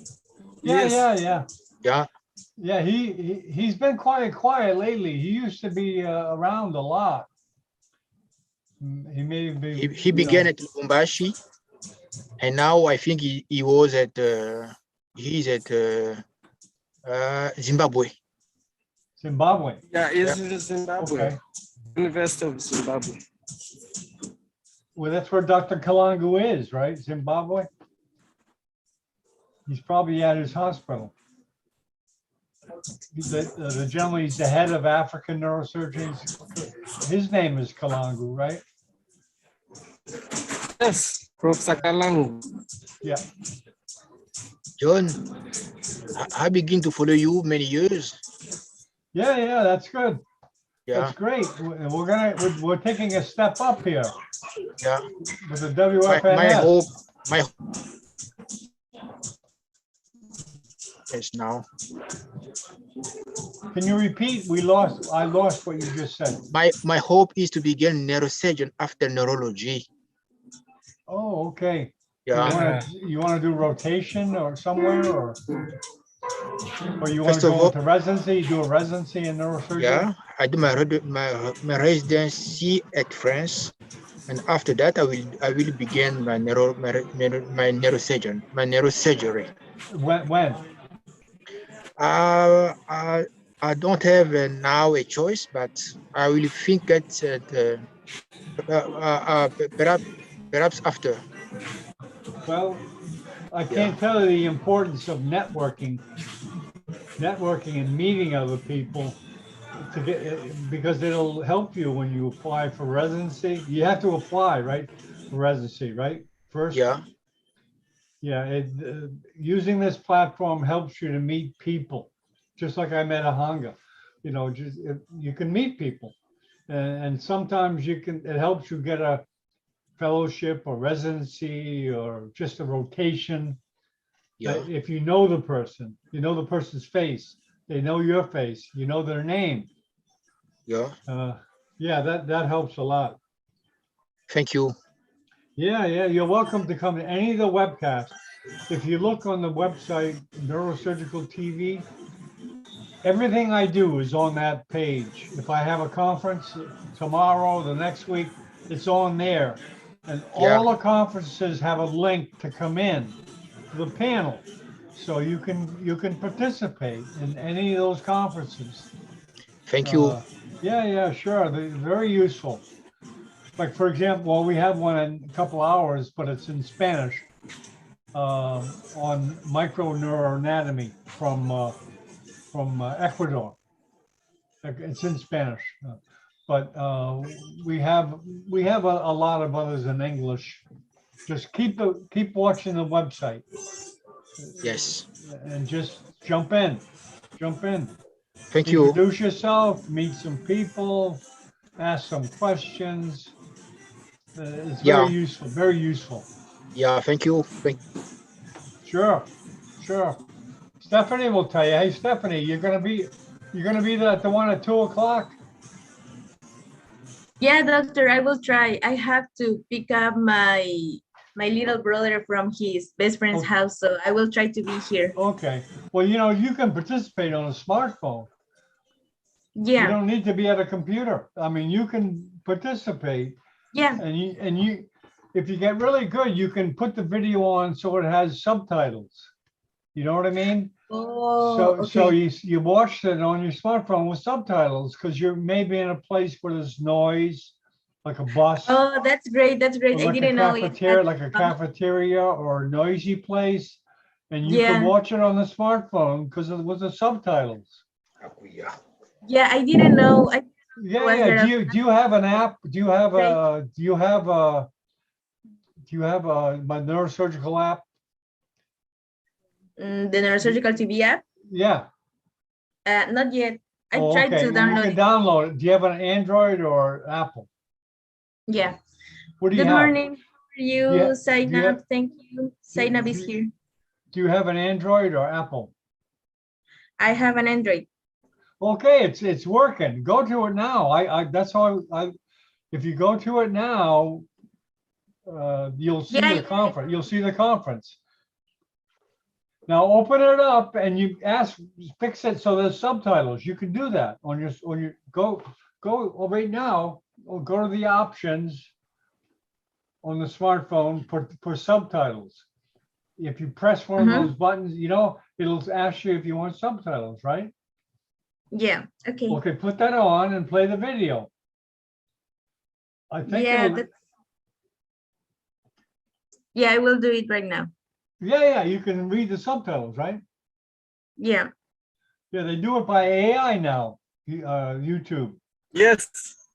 They're getting faster, Ahanga. You can watch these videos with subtitles on your smartphone because you could be in the bus, you can be down wherever.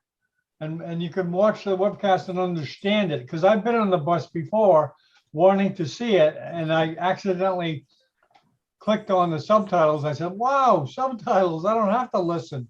I'll turn the audio off. In a lot of places, people don't want to hear the audio. Yeah. So so they want you to turn it off. They don't want to hear about neurosurgery and nanomedicine. Come on. Yeah, it's great. So you can just watch it privately. If there, is anybody else? John. Yes. Yeah, I want to ask if you have a connection with Brain Mapping Foundation, from where Professor Kateb. Can you type his name on the chat? What? Type this name of the foundation? Could you write his name on the chat? Oh yeah, the name of the last presenter. Is that what you want? It's Kateb. Yeah, I'll write it. It's for you, Ahanga, right? Yeah, I'm a fellow at the Brain Mapping. Okay, I'm going to put that in right now. Okay, his name is presenters.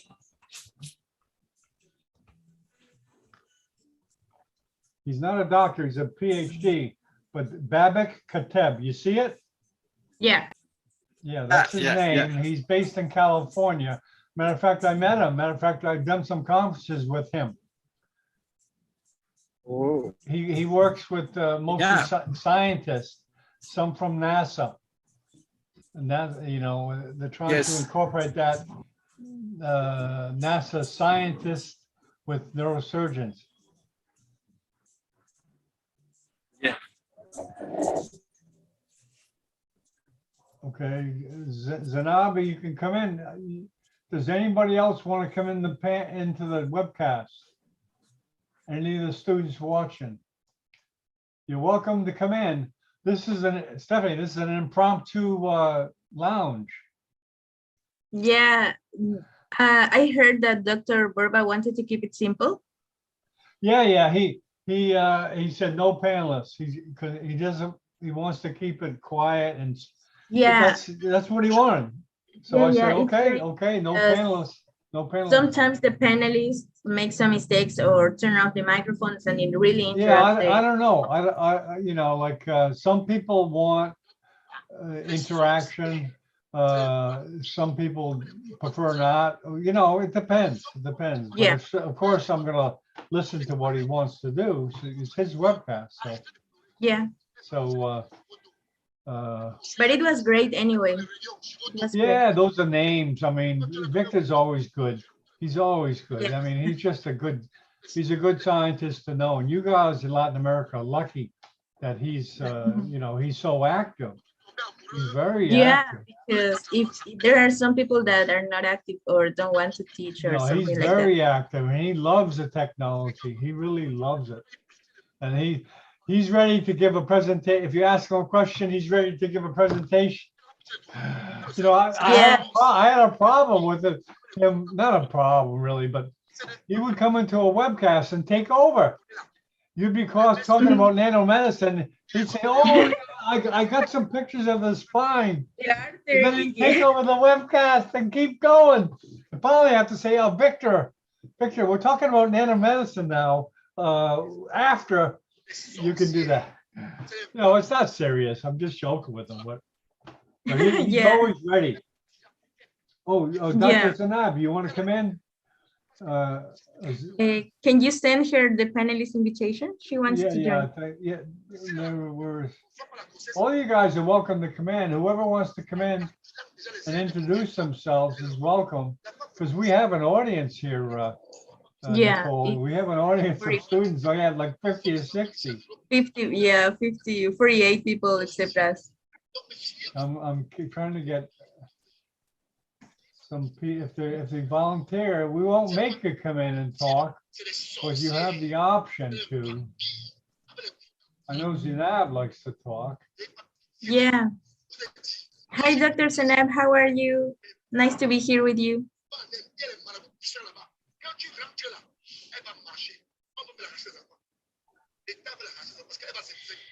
There's Omar, you know Omar. Yeah, Dr. Omar, how are you? Did you enjoy the presentations? Not in yet. There he is. Hi, John. And Hello, Zanab. How you doing? I'm fine, thank you, sir. I missed you people so Oh, much. you missed the webinar? No, I attended it, but for the past week, I was on exam, so I missed most of it. Oh, okay. Webinars. Okay. Good to have you here, Zanab. And Omar's just arrived. Omar, how you doing? Okay, I'm here. How are you all? How are you? You know, we didn't have panelists, but you guys saw it okay, right? You saw it. And No problem. The speakers man not need to speak too much. It was very nice and excellent today. Very excellent lectures. And the newest news of the neurosurgery and microsurgery and neurophotonic surgery. Oh, okay. Yeah. I never heard of that. Neurophotonic. I never. Go over the earth at NASA. What NASA will say. And weekends there's there. Yeah. It's very nice. Yeah. Definitely had so many people. Wow. Yes. Nicole, Yes. we had more than 1,000 registered. Yeah, And it was, there were also others on the YouTube transmission. Yeah. Well, you know, having Nora help me market, that helps a lot because she spends a lot of time on the internet. And you've probably seen her around, right? Yeah, she has very strong relations and she's a strong influence. She's a very strong influence. Yeah. Okay, anybody else want to introduce themselves and say hello? Happy's introduced themselves. Everyone knows Omar. Ahanga they know. Zanab. Nor is on. I don't know if Nor's in here. Nor, are you here? Yannick, do you want to introduce yourself? Yes. Oh, yes, good. I do. Good. Welcome. Yes, thank you very much. Thank you so much, John. Oh, right. You're back. Okay. That's right. You were with Ahanga before, right? Yes, sure. Oh, sure. Welcome. Thank you guys are exactly the people we're trying to reach. We're trying to reach you guys. Sure. I'm really pleased to attend this lecture, those great lectures. Yeah, we have it. You know, when he proposed this, I said, great, let's have it every day. Yeah. but you know, first we start slow, you know. We start slow. I think I'm going to try to get him to do it once a week. It's once a month now, but obviously it's very useful. Yes, it would be very useful. If I can try to get him to do it once a week, I'm going to try that. That's my next step. Yes. I'm a neurosurgery trainee. I'm in last years of neurosurgery training here in Cameroon. And such presentations, such lectures are very useful for us. I'm really appreciated it. It's really useful, and I think it should be most available on YouTube platform or something like that to the most person can access them. And I just want to thanks all the lecturers for the great presentation. You know what I'm going to